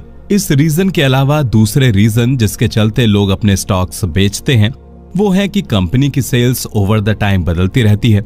हो सकता है कुछ मैनेजमेंट में चेंजेस की वजह से कंपनी की डीलिंग में फर्क आ गया हो सकता है जिन 15 पॉइंट्स को ध्यान में रखकर आपने इन्वेस्ट किया हो वो कंपनी अब उन 15 पॉइंट्स पर फॉलो नहीं कर रही हो। जब कोई भी कंपनी इस तरह से डिटोरिएट हो रही हो तो उसके ज्यादा नहीं बस 1-2 कारण ही होते हैं। या तो जैसा कि लेखक ने पहले बताया कि मैनेजमेंट में कमी होगी, या फिर कंपनी जो प्रोडक्ट या सर्विस देती है उसकी अब मार्केट में डिमांड नहीं बची है। लेकिन अक्सर ये होने का कारण ये पाया गया है कि कंपनी के टॉप एग्जीक्यूटिव्स उतनी अच्छी परफॉर्मेंस नहीं दे पा रहे होते जितने उनसे पहले वाले दे रहे होते हैं। अब ये होना बिल्कुल जरूरी भी नहीं है, लेकिन कई बार ये भी हो सकता है कि कंपनी की सेल्स इतनी बढ़ गई हो कि अब कंपनी को खुद ना पता हो कि सेल्स कैसे बढ़ानी है। दोनों में से कुछ भी होने पर जो इन्वेस्टर के पास स्टॉक रखा हुआ है उसे उस कंपनी के स्टॉक्स तुरंत बेच देने चाहिए। भले ही लोग कुछ भी कहें या मार्केट में उसके डिमांड पर भी इससे कोई असर ना पड़ा हो, लेकिन एज एन इन्वेस्टर आपको इससे फर्क नहीं पड़ना चाहिए कि लोग क्या कह रहे हैं या फिर मार्केट में माहौल क्या है, बल्कि एक इन्वेस्टर को सारे सेंटिमेंट्स को साइड में रखकर हार्ड फैक्ट्स का सामना करना पड़ता है। जिस कारण जब भी किसी इन्वेस्टर को दोनों में से कोई एक स्थिति दिखती है तो वो तुरंत अपने स्टॉक्स बेच देता है। वहीं जो इन्वेस्टर ऐसी स्थिति में स्टॉक्स बेचने में हिचकिचा जाता है उसे लॉन्ग टर्म में ऐसी कंपनी में ज्यादातर लॉस का ही सामना करना पड़ता है। इन दोनों कारणों के अलावा एक और थर्ड रीजन है जिसके चलते एक इन्वेस्टर अपने स्टॉक्स बेचने के लिए मजबूर होता है। ये थर्ड रीजन है ओवरप्राइज्ड स्टॉक्स। बहुत से नए इन्वेस्टर या अनसोफिस्टिकेटेड इन्वेस्टर ये गलती जरूर करते हैं। अब आप सोच रहे होंगे कि क्या गलती, ओवरप्राइज्ड स्टॉक्स को बेचने में आखिर बुराई ही क्या है? अगर आप भी ये सोच रहे हैं तो आप दूर का नहीं सोच पा रहे हैं। मान लीजिए कोई स्टॉक आज आपके और मार्केट के अकॉर्डिंग ओवरप्राइज्ड है। इसके साथ ही वो स्टॉक आपके पास रखा हुआ है, तो आप भी जल्दबाजी में इस स्टॉक को इंस्टेंट प्रॉफिट के लिए बेच देते हैं। इससे आपको मोमेंटरली प्रॉफिट तो मिल जाएगा, लेकिन वही मान लीजिए कि उस स्टॉक के प्राइस नीचे आए ही नहीं और बढ़ते रहे, जिससे एक तरह से देखा जाए तो आपको लॉन्ग टर्म में लॉस हो जाएगा। लेकिन अब आप ये सोच रहे होंगे कि आखिर ये पता कैसे लगाया जाए कि किसी कंपनी का स्टॉक ओवरप्राइज्ड है या नहीं। तो ये जानने के लिए आपको डिफरेंट क्राइटेरिया की ओर देखना होगा। क्या कंपनी किसी एक प्रोडक्ट के भरोसे इतना ग्रोथ दिखा रही है, या फिर नए प्रोडक्ट लॉन्चेस के कारण जेन्युइन ग्रोथ दिखा रही है? कोई भी कंपनी जो year on year growth show कर रही हो, उसके लिए ये बहुत बड़ी बात नहीं है कि वो एक डिकेड के बाद अपनी वैल्यूएशन 4 टाइम्स कर दे। ये कारण हो सकता है कि एकदम से स्टॉक का रेट ओवरप्राइज्ड लगने लगे। लेकिन वहीं अगर कोई नई कंपनी 3-4 साल में ये कमाल अचीव कर लेती है, तो इसके बहुत चांसेस हैं कि स्टॉक ओवरप्राइज्ड असल में हो गया है। ऐसे में किसी भी इन्वेस्टर को अपने सारे स्टॉक्स की जगह केवल ग्रोथ स्टॉक्स बेचने चाहिए, क्योंकि ग्रोथ स्टॉक्स शुरू से ही ओवरप्राइज्ड होते हैं। लेकिन अगर ऐसे में कोई भी सेंसिबल इन्वेस्टर होगा तो वो अपने स्टॉक्स को ऐसे रीजन से कभी नहीं बेचेगा। इस अध्याय से ये कंक्लूजन निकल कर आता है कि अगर आपने अच्छी कंपनी के अच्छे कॉमन स्टॉक्स खरीदे हैं, तो अच्छा टाइम इन स्टॉक्स को बेचने का कभी नहीं है। स्टॉक्स बेचने से बेहतर ये होगा कि आप स्टॉक्स को रखे रहें और प्राइस में बढ़ने दें। ये सुनकर आपको ये लग रहा होगा कि स्टॉक्स बेचेंगे नहीं तो प्रॉफिट कैसे कमाएंगे। लेकिन अगर आप लॉन्ग रन में देखेंगे तो जो स्टॉक्स अच्छे हैं वो आपको बहुत बड़े रिटर्न्स भी दे सकते हैं। अब इस डिविडेंड्स का खेल, इस अध्याय में हम आपसे शेयर करेंगे कि कैसे डिविडेंड्स को सरल भाषा में समझा जा सकता है। डिविडेंड्स एक ऐसा शब्द है जिसका जिक्र होते ही हर इन्वेस्टर या ट्रेडर के हाथ पैर फूल जाते हैं, लेकिन इसका सिग्निफिकेंस और इम्पोर्टेंस किसी भी स्टॉक में बहुत होता है। इसी कारण डिविडेंड्स को लेकर मार्केट में हमेशा एक कंफ्यूजन का माहौल रहता है। कोई डिविडेंड को एक तरीके से बताता है तो कोई डिविडेंड को कंप्लीटली डिफरेंट डायरेक्शन में ले जाता है। अगर कोई भी कॉर्पोरेशन डिविडेंड पे नहीं कर रही है या कम अमाउंट में करती आ रही है, तो इससे स्टॉक होल्डर्स को ज्यादा दिन खुश नहीं रख पाएगी। वहीं अगर कंपनी अपने स्टॉक होल्डर्स के लिए डिविडेंड पे कर देती है या बढ़ा देती है, तो ये स्टॉक होल्डर्स के लिए खुशी की बात होती है। वहीं अगर डिविडेंड को किसी कारणवश रिड्यूस या एलिमिनेट कर दिया जाता है, तो उससे स्टॉक होल्डर के लिए एक अनफेवरेबल डिसीजन माना जाता है। अब ये सब सुनने के बाद आप भी कुछ हद तक कंफ्यूज हो गए होंगे। तो सरल भाषा में इसका मतलब ये होता है कि जितनी बार भी कोई कंपनी अपने डिविडेंड को बढ़ाने की जगह अपनी कंपनी में ही रिटेन या री इन्वेस्ट करती रहेगी, उतना ही शेयर होल्डर्स के स्टॉक्स पर नेगेटिव इफेक्ट पड़ेगा। कुछ केसेस जिनमें कंपनी डिविडेंड बिल्कुल ही रिड्यूस कर देती है, तब शेयर होल्डर्स के स्टॉक की वैल्यू पर भी असर पड़ता है, जिससे उसका प्रॉफिट शेयर कम हो जाता है। ऐसे करने के पीछे कंपनी एग्जीक्यूटिव्स की ये रीजनिंग होती है कि वो बिजनेस के लिए पैसा इकट्ठा करके रखना चाहते हैं, जिससे उन्हें एक सेंस ऑफ सिक्योरिटी मिली रहे। लेकिन ऐसे लोग ये नहीं समझ पाते कि ऐसा करने से वो स्टॉक होल्डर्स के मन में कंपनी के खिलाफ कड़वाहट को जन्म दे रहे हैं। देखा जाए तो कंपनी की सिक्योरिटी और रेपुटेशन बनाने में स्टॉक होल्डर्स का बहुत बड़ा योगदान रहा है, जिस कारण वो डिविडेंड के रूप में रिवॉर्ड पाने की उम्मीद रखते हैं। तो डिविडेंड से सबसे ज्यादा प्रॉफिट किसका होता है, इसको समझने के लिए हम एक इमेजिनरी कंपनी के एग्जाम्पल का सहारा लेते हैं। मान लीजिए एक कंपनी है जिसका नाम XYZ है, जो एक वेल मैनेज्ड कॉर्पोरेशन है जो कि कुछ सालों से स्टेडली ग्रो कर रही है, लेकिन उसका सालों से डिविडेंड सेम रहा है। लेकिन 4 साल पहले जो डिविडेंड देने में कंपनी को अपनी 50% इनकम देनी पड़ रही थी, वहीं अब उस कंपनी को डिविडेंड पे करने के लिए अपनी 25% इनकम का ही इस्तेमाल करना पड़ रहा है। अब इस कंपनी के board of directors same dividend होने का ये जस्टिफिकेशन देंगे कि वो कंपनी की रिटेन्ड अर्निंग से दूसरी बड़ी मार्केट में एक्सपेंड करना चाहते हैं। लेकिन इस तरीके से ये कॉर्पोरेशन अपने लार्ज स्टॉक होल्डर्स को ज्यादा फेवर कर रही होगी, जिसका भुगतान छोटे शेयर होल्डर्स को करना पड़ेगा। इसके पीछे का कारण यह है कि बड़े स्टॉक होल्डर्स एक हायर टैक्स ब्रैकेट में हैं, जिस वजह से एक बड़ा स्टॉक होल्डर अपने डिविडेंड के स्मॉल परसेंटेज को ही रख सकता है और इसलिए वो नहीं चाहता कि डिविडेंड बढ़ाया जाए। दूसरी तरफ छोटे शेयर होल्डर्स, जिनको बड़े शेयर होल्डर्स जितना टैक्सेस नहीं भरने होते, वो ये जरूर चाहते हैं कि कंपनी डिविडेंड का रेट बढ़ा दे। अब ये किसी कॉर्पोरेशन के लिए देखने वाली बात होती है कि क्या डिविडेंड बढ़ाना उनके और उनके शेयर होल्डर्स के इंटरेस्ट में है या नहीं। अगर एक कंपनी में मिलियंस ऑफ स्टॉक होल्डर्स एक लोअर इनकम ब्रैकेट को बिलोंग करते हैं, यदि वो इन्वेस्टर हर साल अपनी सेविंग्स का कुछ परसेंटेज कंपनी के लिए अलग करके रख रहे हैं, तो इस XYZ कॉर्पोरेशन को ऐसे इन्वेस्टर्स के लिए अपना डिविडेंड बढ़ाना ही पड़ेगा, वरना कुछ सालों बाद वो अपने लॉयल इन्वेस्टर्स का ट्रस्ट खो देंगे। लेकिन वहीं दूसरी तरफ बड़े स्टॉक होल्डर्स को भी हो सकता है इस बढ़े हुए डिविडेंड से फायदा हो जाए, खासकर तब जब उन्हें एडिशनल फंड्स की जरूरत हो।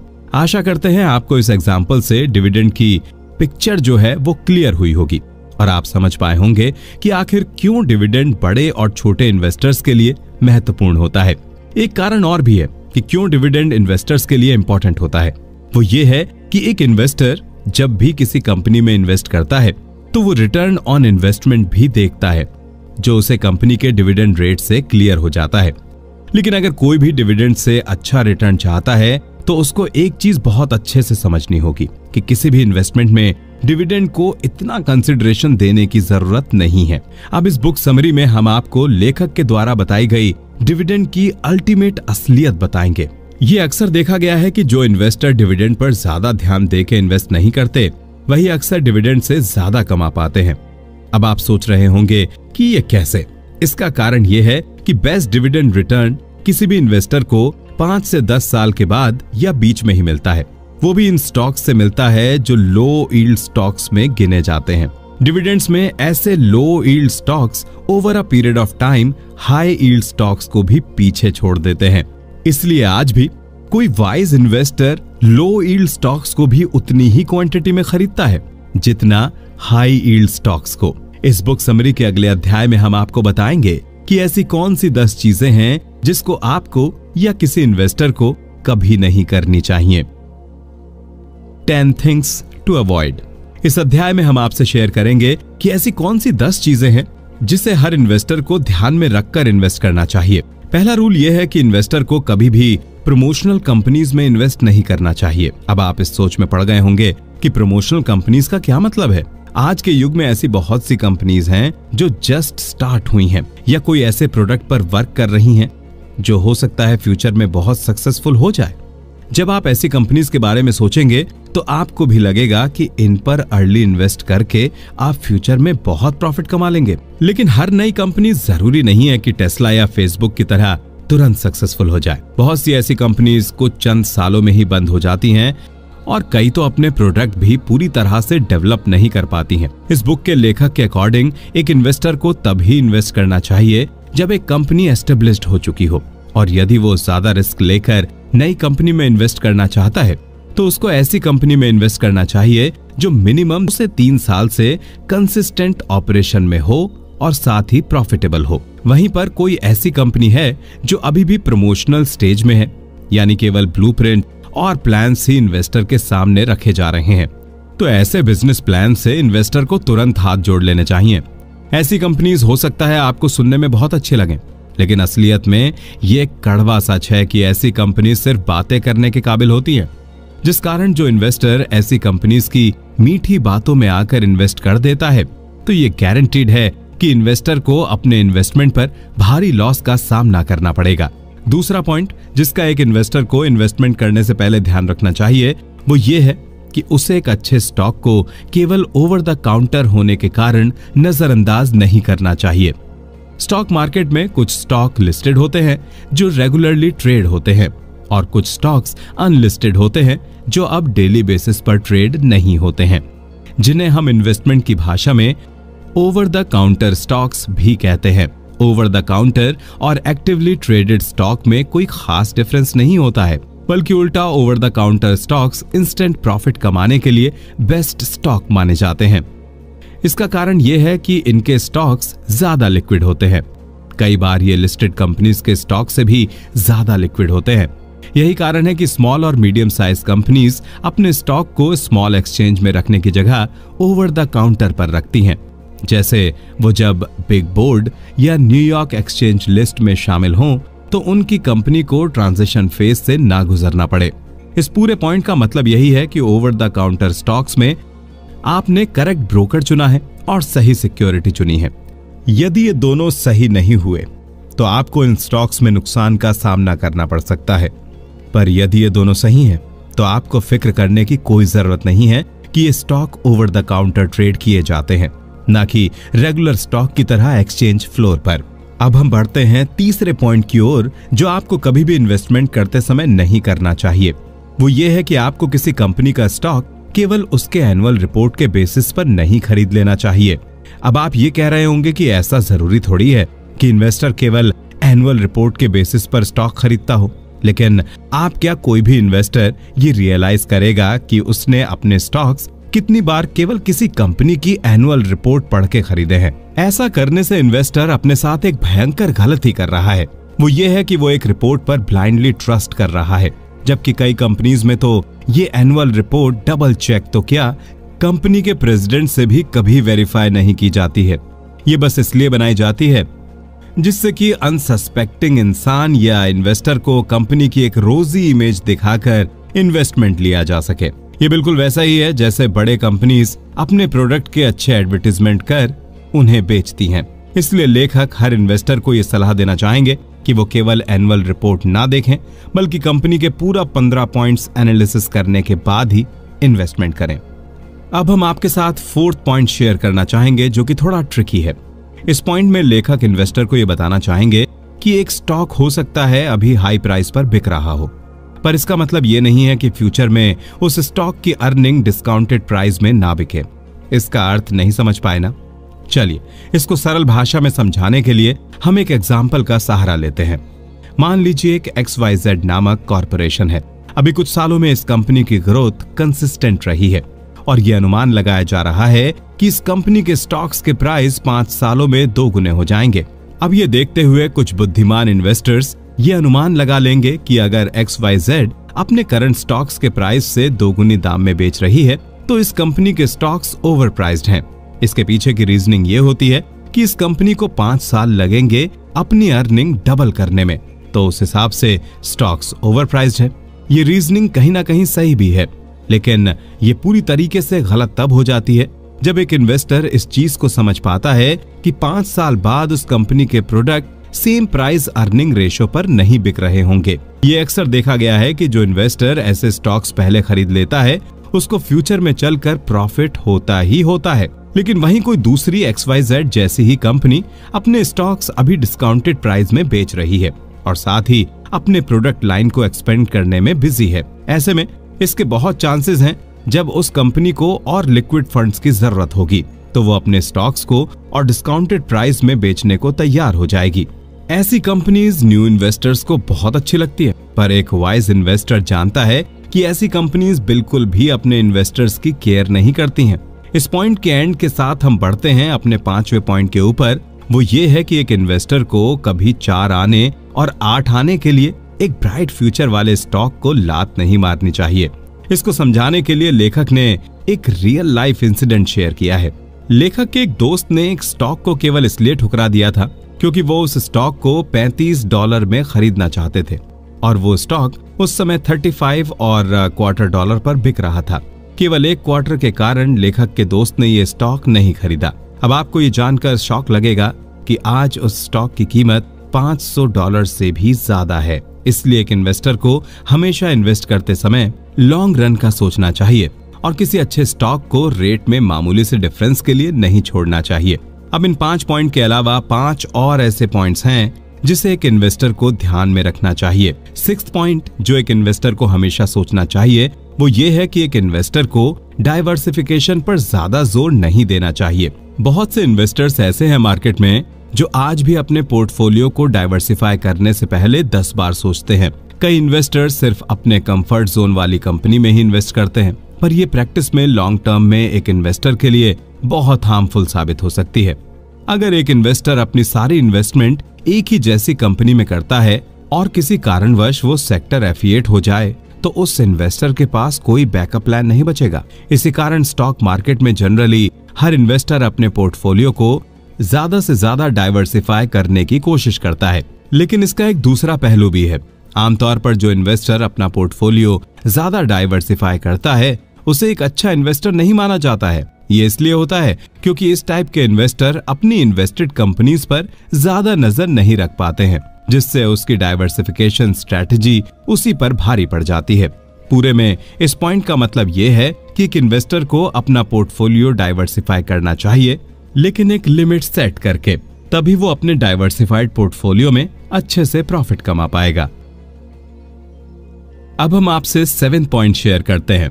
7 पॉइंट आज की स्थिति को देखते हुए आपके और किसी भी इन्वेस्टर के लिए काफी रिलेटेबल होगा। वो ये है कि एक इन्वेस्टर को वॉर की डर की वजह से स्टॉक्स खरीदने से डरना नहीं चाहिए। इसका कारण ये है कि कॉमन स्टॉक्स उन्हीं के लिए सबसे ज्यादा इंटरेस्ट का होता है जिनकी इमेजिनेशन अच्छी होती है, और आम व्यक्ति की इमेजिनेशन मॉडर्न वॉर का नाम सुनकर सबसे ज्यादा ट्रिगर होती है।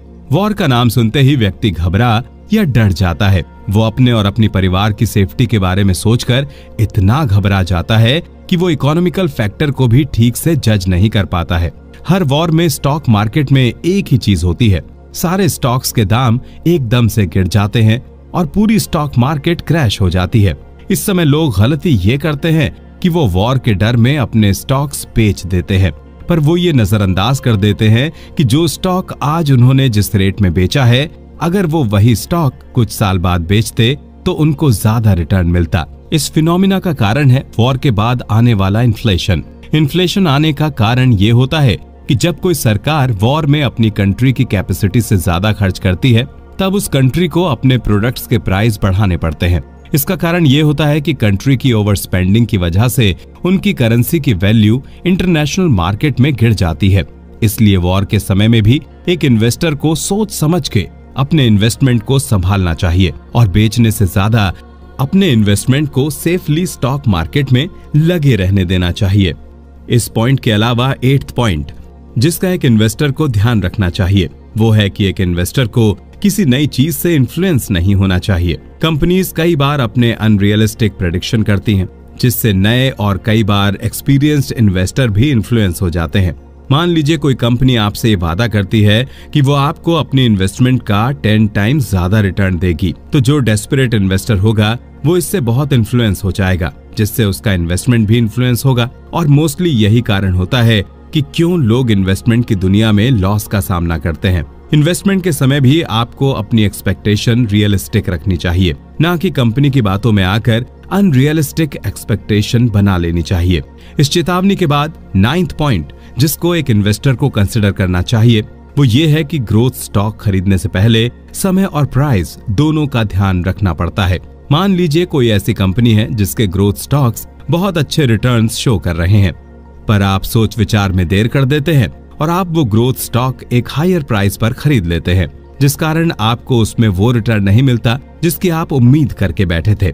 वरना दूसरे सिनेरियो में आपकी टाइमिंग तो परफेक्ट थी, लेकिन उस समय स्टॉक्स ओवर प्राइस चल रहे थे, जिस कारण आपको अपना रिटर्न ऑफ इन्वेस्टमेंट हासिल करने में ज्यादा समय लग गया, जिससे आपका एक इन्वेस्टमेंट में कई दिनों तक पैसा फंसा रहा, जो कि इस बीच और स्टॉक्स खरीदने में यूज हो सकता था। इसी कारण से ग्रोथ स्टॉक्स खरीदते समय आपको समय और प्राइस दोनों को साथ लेकर चलना चाहिए। इसी पॉइंट के साथ हम पहुंच जाते हैं अपने लास्ट पॉइंट पर। आखिरी पॉइंट है कि एक इन्वेस्टर को भीड़ के साथ नहीं चलना चाहिए। ये पॉइंट परफेक्टली फिट बैठता है आज की जनरेशन के इन्वेस्टर्स के ऊपर, जो उसी कंपनी में इन्वेस्ट करते हैं जिसमें सब कर रहे हैं।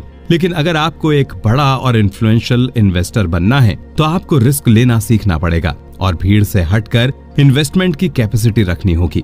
नहीं तो जिंदगी भर आप भी एक छोटे इन्वेस्टर बन के रह जाएंगे। अगर आपको भीड़ से हटकर इन्वेस्टमेंट करनी है, तो आपको सिचुएशन को अलग तरीके से एनालाइज करना सीखना होगा। आपको ये सीखना होगा कि कब स्टॉक के प्राइस में उछाल आने वाला है। साथ ही ये भी जानना होगा कि कब स्टॉक्स के प्राइस में गिरावट आएगी। साथ ही ये भी जानना है कि कब इन्वेस्टमेंट करना है और कब नहीं। जिस दिन आप या कोई भी इन्वेस्टर ये करना सीख जाएगा, तब जाकर वो भेड़ चाल से हटकर इन्वेस्ट करने के लायक बन पाएगा।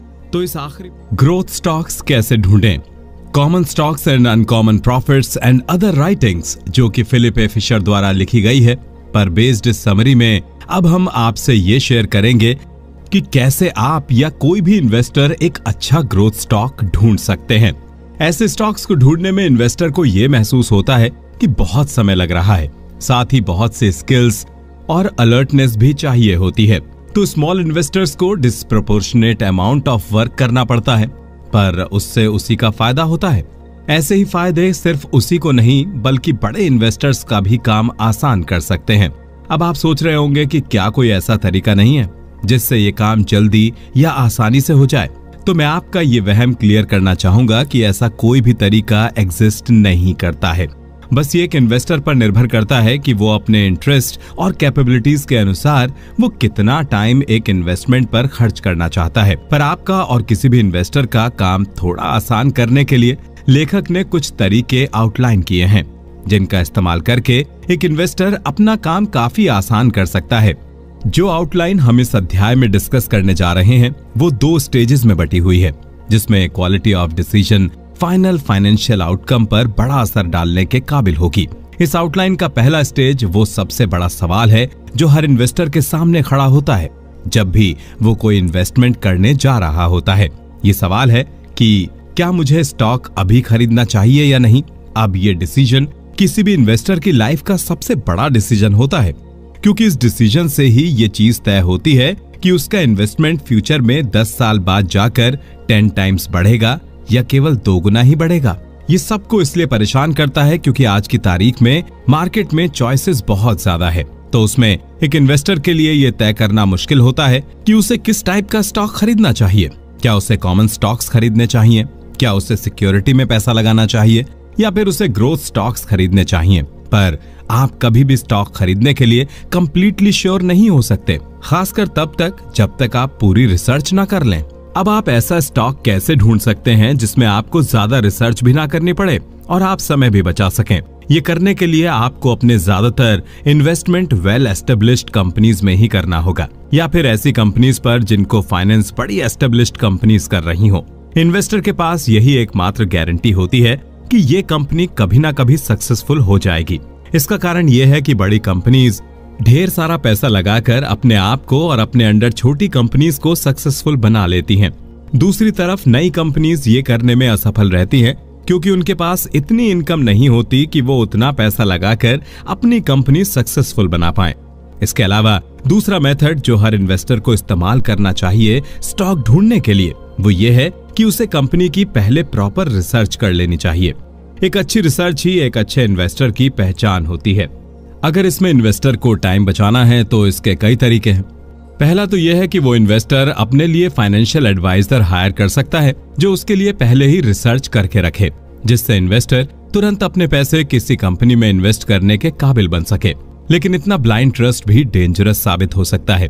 इस कारण एक इन्वेस्टर को उसी कंपनी में इन्वेस्ट करना चाहिए जिसमें इन्वेस्टर की भी एक्सपर्टीज हो।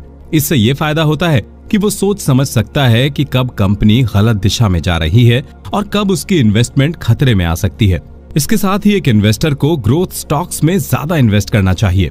ये ऐसे स्टॉक्स होते हैं जो आपको अनबिलीवेबल प्रॉफिट्स देने के कैपेबिलिटी रखते हैं। हो सकता है जो आप आज स्टॉक $10,000 का खरीदें वो आगे चलकर 10 साल बाद 40 से $150,000 का बिके। ऐसे रिटर्न्स के चांसेस केवल ग्रोथ स्टॉक्स में हैं। जिस कारण लेखक फिलिप फिशर हर इन्वेस्टर से यही रिक्वेस्ट करते हैं कि ज्यादा से ज्यादा ग्रोथ स्टॉक में इन्वेस्ट करें। साथ ही इन्वेस्ट करने से पहले इन 2 बातों का ध्यान रखें क्योंकि ऐसे स्टॉक्स कड़ी मेहनत के बिना मिलना बिल्कुल मुमकिन नहीं है। Conservative investors sleep well. अब हम लोग बुक समरी के दूसरे भाग में पहुंच चुके हैं। एक बात जरूर कहना चाहेंगे कि किसी भी बिजनेस का सक्सेस 2 I और 2 H पर डिपेंड करता है। 2 I मतलब इंटीग्रिटी और इंजेन्युइटी, एक H मतलब हार्डवर्क। इस भाग में हम आपसे शेयर करेंगे कि आखिर लेखक का ये मानना क्यों है कि कंजर्वेटिव इन्वेस्टर्स चैन से सो पाते हैं। चैन या अच्छी नींद एक ऐसी चीज है जिसे आप किसी फिक्स्ड क्वांटिटी में तोल या नाप तो नहीं सकते। लेकिन आज के स्टॉक मार्केट के दौर में अब 2 तरह के इन्वेस्टर्स बन चुके हैं, एक जो कंजर्वेटिव तरीके से इन्वेस्ट करते हैं और एक जो कन्वेंशनल तरीके से इन्वेस्ट करते हैं। अब आपको समझने के लिए एक डेफिनेशन नहीं बल्कि 2 डेफिनेशन लगेंगी। पहली डेफिनेशन की माने तो एक कंजर्वेटिव इन्वेस्टमेंट अपने इन्वेस्टर की परचेजिंग पावर को मिनिमम रिस्क पर मेंटेन करती है। वहीं दूसरी डेफिनेशन के अनुसार एक कंजर्वेटिव इन्वेस्टमेंट करना एक पूरा प्रोसीजर है जिसको आगे ध्यान से नहीं किया गया तो ये इन्वेस्टमेंट मेंटेन नहीं होगा। इसीलिए एक सक्सेसफुल कंजर्वेटिव इन्वेस्टर बनने के लिए आपको एक नहीं बल्कि 2 चीजों की आवश्यकता है। लेखक का कहना है कि अगर ये दोनों कंडीशंस मौजूद नहीं हैं, तो आप उसको कंजर्वेटिव इन्वेस्टमेंट नहीं कह सकते। फिर वो केवल लकी या अनलकी या फिर कन्वेंशनल कहला सकता है, लेकिन कंजर्वेटिव तो बिल्कुल नहीं कहा जा सकता। ये 2 कंडीशंस हैं, या तो आप खुद एक अच्छे इन्वेस्टर हों या फिर आप किसी अच्छे इन्वेस्टर की रिकमेंडेशन पर ही इन्वेस्ट कर रहे हों। इसके अलावा एक इन्वेस्टर के तौर पर आपको ये भी देखना होगा कि क्या एक पर्टिकुलर इन्वेस्टमेंट कंजर्वेटिव इन्वेस्टमेंट के लिए क्वालिफाई कर भी रही है या नहीं। यही समझाने के लिए बुक के इस भाग को लेखक ने 4 हिस्सों में डिवाइड किया है, जिसकी मदद से हम आपको कंजर्वेटिव इन्वेस्टमेंट करने के तरीके बताएंगे। पहला, कंजर्वेटिव स्टॉक इन्वेस्टमेंट की एनाटॉमी, मतलब पहली डेफिनेशन के मुताबिक बताया गया है। दूसरा, उन गलतियों को एनालाइज करता है जो फाइनेंशियल कम्युनिटी द्वारा की गई हैं। तीसरा सेक्शन बात करता है क्या स्टेप्स लेने चाहिए कंजर्वेटिव इन्वेस्टमेंट कहलाने के लिए। चौथा बात करता है कि कॉमन स्टॉक्स पर भरोसा करना चाहिए या नहीं। समरी के इस भाग को सुनने और समझने के बाद आप एक अच्छे कंजर्वेटिव इन्वेस्टर बनने के काबिल बन जाएंगे। First dimension of conservative investment. कोई भी कॉर्पोरेशन जो एक बड़े साइज या टाइप की हो और वो अगर कंजर्वेटिव इन्वेस्टमेंट के लिए बनी हो तो जाहिर सी बात है कि वो एक कॉम्प्लेक्स ऑर्गेनाइजेशन होगी। तो ये समझने के लिए कि ऐसी ऑर्गेनाइजेशन में आपको क्या देखना चाहिए, हम इस अध्याय में आपसे शेयर करेंगे कि कैरेक्टरिस्टिक्स का कौन सा ऐसा एक डायमेंशन है जो किसी भी इन्वेस्टर को देखना चाहिए। तो इसको आसानी से समझने के लिए हम इसे 4 सब डिवीजन में बांट देते हैं। इसमें पहला है low cost production. Low cost production किसी भी कंजर्वेटिव कंपनी के लिए सबसे महत्वपूर्ण स्टेप होगा। अगर प्रोडक्शन कॉस्ट किसी भी कंपनी की हाई है तो ये तय है कि उनके प्रोडक्ट्स में मार्जिन कम होगा, जिस कारण उनका प्रॉफिट कम होगा। वहीं अगर उनकी प्रोडक्शन कॉस्ट लो है तो नेचुरली ऐसी कंपनी का प्रॉफिट मार्जिन ज्यादा होगा, जिससे ऐसी कंपनी खुद भी इतनी फंडिंग इकट्ठा कर सकती है कि वो अपनी कंपनी को तेजी से एक्सपेंड कर सकते हैं। इसी कारण से कंजर्वेटिव इन्वेस्टर हमेशा ऐसी कंपनी की तलाश में रहता है जिसका प्रोडक्शन कॉस्ट लो हो और प्रॉफिट मार्जिन ज्यादा हो, ताकि कंपनी को कभी भी फंडिंग की दिक्कत ना हो और ना ही वो बैंक से लोन लेकर भारी इंटरेस्ट के मायाजाल में फंसे। इस पॉइंट के अलावा दूसरे पॉइंट में किसी भी कंजर्वेटिव कंपनी की मार्केटिंग ऑर्गेनाइजेशन स्ट्रांग होनी चाहिए। इसका सीधा मतलब ये है कि किसी भी कंपनी की मार्केटिंग टीम को ये पता होना चाहिए कि उनके कस्टमर्स और पब्लिक की क्या डिमांड और इंटरेस्ट है, जिसको देखते हुए कंपनी को अपने प्रोडक्ट डिजाइन और सप्लाई करने चाहिए। जैसे जब पेट्रोल के प्राइसेस बढ़ने लगे तो लोग इकोनॉमिकल गाड़ी की तरफ भागने लगते हैं, जिस कारण कार मैन्युफैक्चरर्स पावरफुल गाड़ी बनाने की जगह इकोनॉमिकल गाड़ी बनाने पर फोकस करने लगते हैं। लेकिन सिर्फ पब्लिक की डिमांड समझना ही काफी नहीं होता। कंपनी की मार्केटिंग टीम को अपनी बात पब्लिक तक पहुंचाने के लिए हर ट्रिक का इस्तेमाल करना पड़ता है, वरना अगर आप अच्छा प्रोडक्ट ले भी आए और प्रॉपर मार्केटिंग ना हो तो आपका प्रोडक्ट कभी ज्यादा क्वांटिटी में बिक ही नहीं पाएगा। इसलिए एक अच्छी मार्केटिंग टीम होना बहुत जरूरी है जो आपकी कंपनी के प्रोडक्ट के साथ मैनेजमेंट के साथ जुड़कर सप्लाई एंड डिमांड चेन भी मेंटेन रखे। तीसरा पॉइंट जो एक कंजर्वेटिव कंपनी का पार्ट होना चाहिए वो ये है कि ऐसी कंपनी की रिसर्च और टेक्निकल एफर्ट्स शानदार होनी चाहिए। पहले की बात और थी, जब कोई कंपनी अगर टेक्निकली अच्छी ना भी हो तो भी कंपनी चलती रहती थी। लेकिन आज के युग में जब सब कुछ इतना टेक्नोलॉजी ड्रिवन हो गया है, वहां किसी भी कंपनी का R&D department best in class होना चाहिए।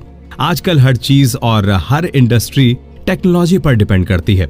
स्टाफ हायरिंग से लेकर प्रोडक्ट डिजाइनिंग सब टेक्नोलॉजी द्वारा ही किया जाता है। इसी के साथ न्यू प्रोडक्ट की रिसर्च भी बहुत जरूरी है। जिस तरीके से रोज नई कंपनीज न्यू प्रोडक्ट ला रही हैं, तो उसी तरह कंजर्वेटिव कंपनीज को भी न्यू प्रोडक्ट डिजाइन करके मार्केट में लॉन्च करना पड़ता है। इसका ये कारण भी है कि कंपनी आज के युग में तभी रेलेवेंट रहती है जब वो लगातार मार्केट में कुछ नए प्रोडक्ट्स लॉन्च करती रहे। तो लगातार प्रोडक्ट डिजाइन और लॉन्च करना कंपनी को महंगा पड़ता है, जिसकी वो कॉस्ट टेक्नोलॉजी द्वारा रिकवर कर सकते हैं। वो ह्यूमन स्टाफ को हटाकर उनकी जगह टेक्नोलॉजी का इस्तेमाल करके काम में ऑटोमेशन ला सकते हैं।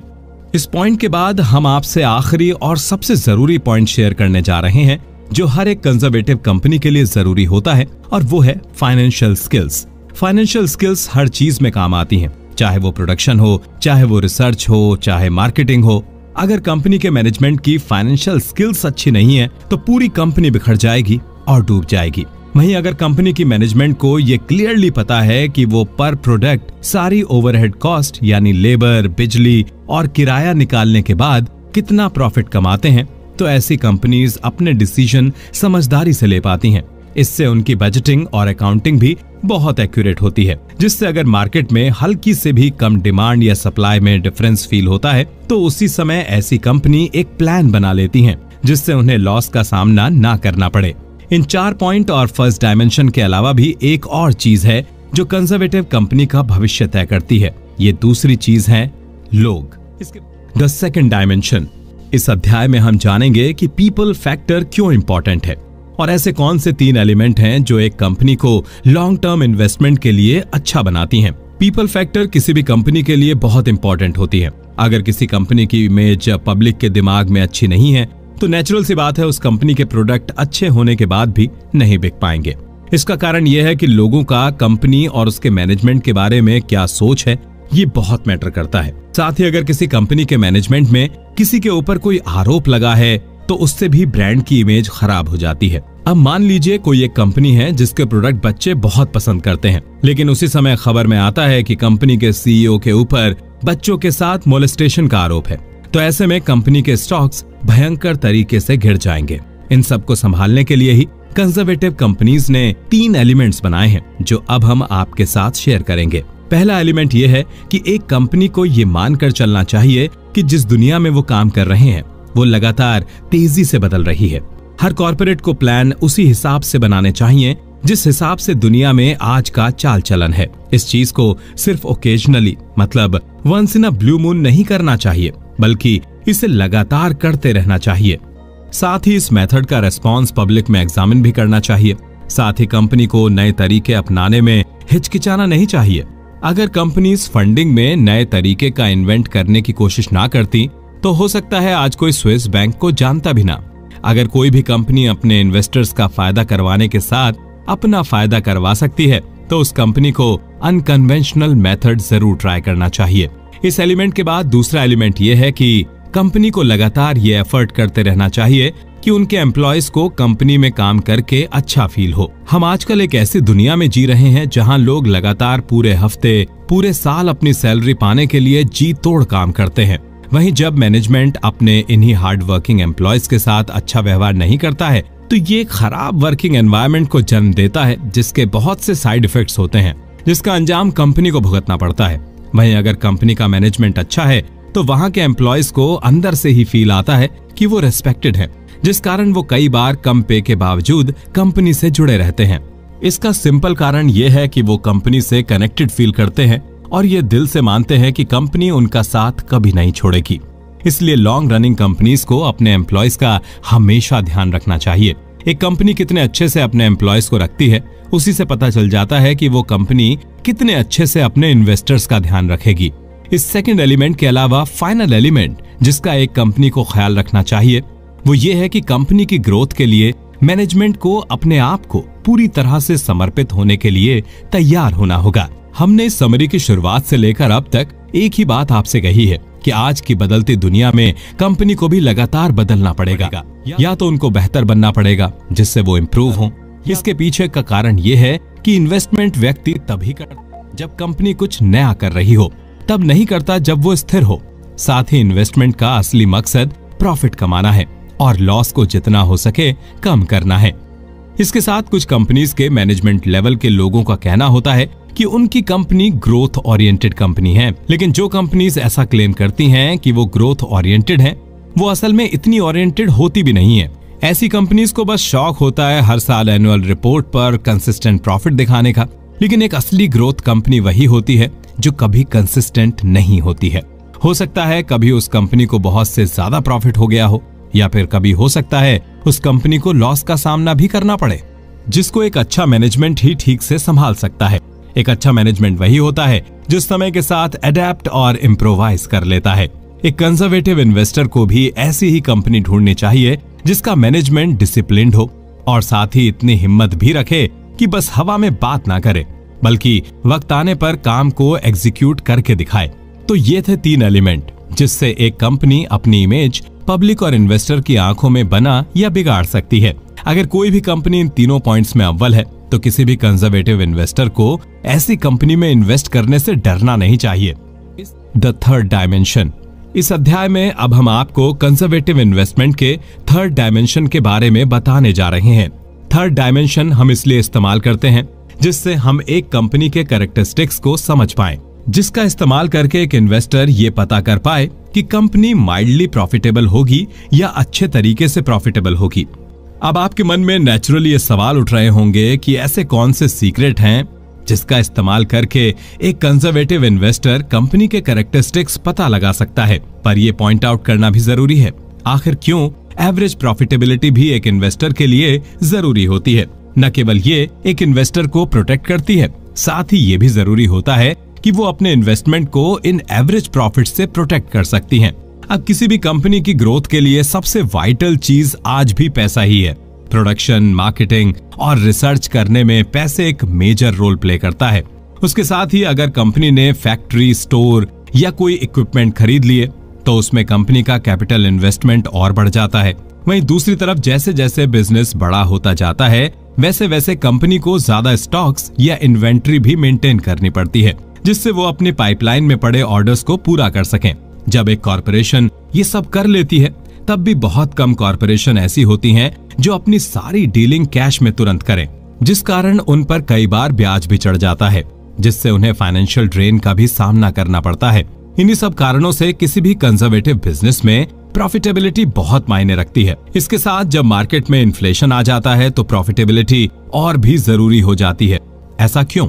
ऐसा इसलिए क्योंकि जब मार्केट में इन्फ्लेशन आता है तो प्रोडक्ट में इस्तेमाल किए जाने वाले रॉ प्रोडक्ट्स का प्राइस बढ़ जाता है, जिस कारण कंपनी को अपने प्रोडक्ट का सेलिंग प्राइस बढ़ाना पड़ता है।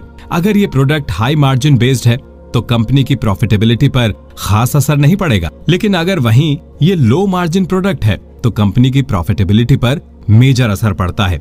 साथ ही जब कंपटीशन वैसा ही प्रोडक्ट उनसे कम दाम में बेच पा रहा हो। अब आपके मन में ये सवाल आ रहा होगा कि किसी कंपनी की प्रॉफिटेबिलिटी हम कैसे पहचान सकते हैं? तो इसके लिए हमें प्रॉफिटेबिलिटी को 2 हिस्सों में बांटना पड़ेगा। सबसे पहला और फंडामेंटल तरीका इस चीज को करने का यह है कि आप कंपनी का इन्वेस्टेड एसेट पर रिटर्न देख सकते हैं।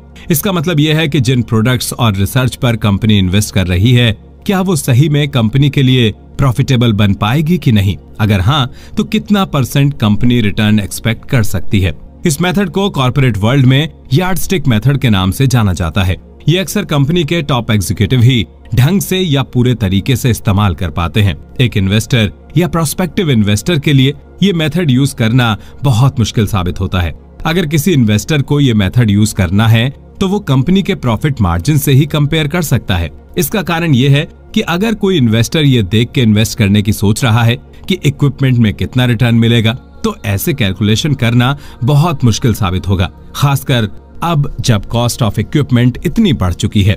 इसलिए एक इन्वेस्टर को मार्जिन देखकर इन्वेस्ट करना चाहिए। यदि वो चाहे तो सेल्स देखकर भी इन्वेस्ट कर सकता है। अगर किसी कंपनी के प्रोडक्ट्स की सेल कंपीटिंग कंपनी के प्रोडक्ट्स की सेल से 3 गुना ज्यादा है तो वो कंपनी लो मार्जिन प्रॉफिट रख के भी अच्छा खासा प्रॉफिट कमा सकती है।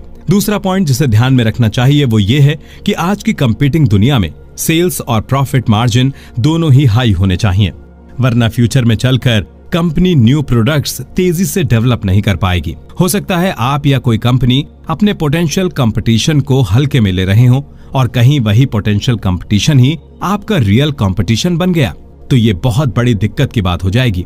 साथ ही उस कंपटीशन के लिए आपके बनाए हुए कस्टमर बेस को लुभाना भी आसान होगा। अब आप सोचेंगे कि कंपटीशन इतनी मेहनत क्यों करेगा? तो उसका कारण ये है कि अगर किसी भी बिजनेस में हाई प्रॉफिट मार्जिन है तो उसकी तरफ और भी कंपनीज और बिजनेसेस अट्रैक्ट होंगे। बिल्कुल वैसे ही जैसे खुले शहद के बरनी को देखकर चींटियां आकर्षित होती हैं।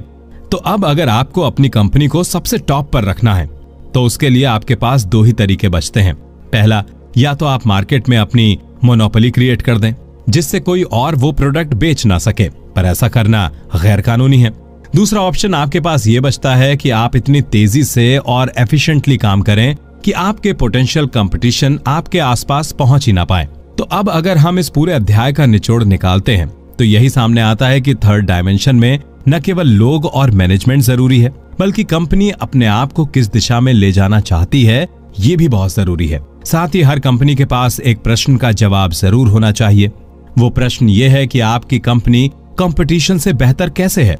अगर इसका जवाब कुछ नहीं है तो कंपनी कभी भी आगे नहीं बढ़ पाएगी। हर कंपनी को ये बिल्कुल क्लियर होना चाहिए कि उनकी कंपनी कंपटीशन से अलग और बेहतर कैसे है। The fourth dimension. इस अध्याय में हम आपके साथ फोर्थ डायमेंशन का एनालिसिस शेयर करेंगे। किसी भी स्टॉक इन्वेस्टमेंट का चौथा डायमेंशन प्राइस अर्निंग्स रेशो होता है। इसमें मतलब यह है कि करंट प्राइस को अर्निंग पर शेयर से डिवाइड करना पड़ता है। साथ ही स्टॉक्स को मार्केट के हिसाब से अप्रेज करना पड़ता है जिससे कंपनी का प्रॉपर वैल्यूएशन हो पाए। लेकिन ये समझना हर किसी इन्वेस्टर और प्रोफेशनल के बस की बात नहीं होती है।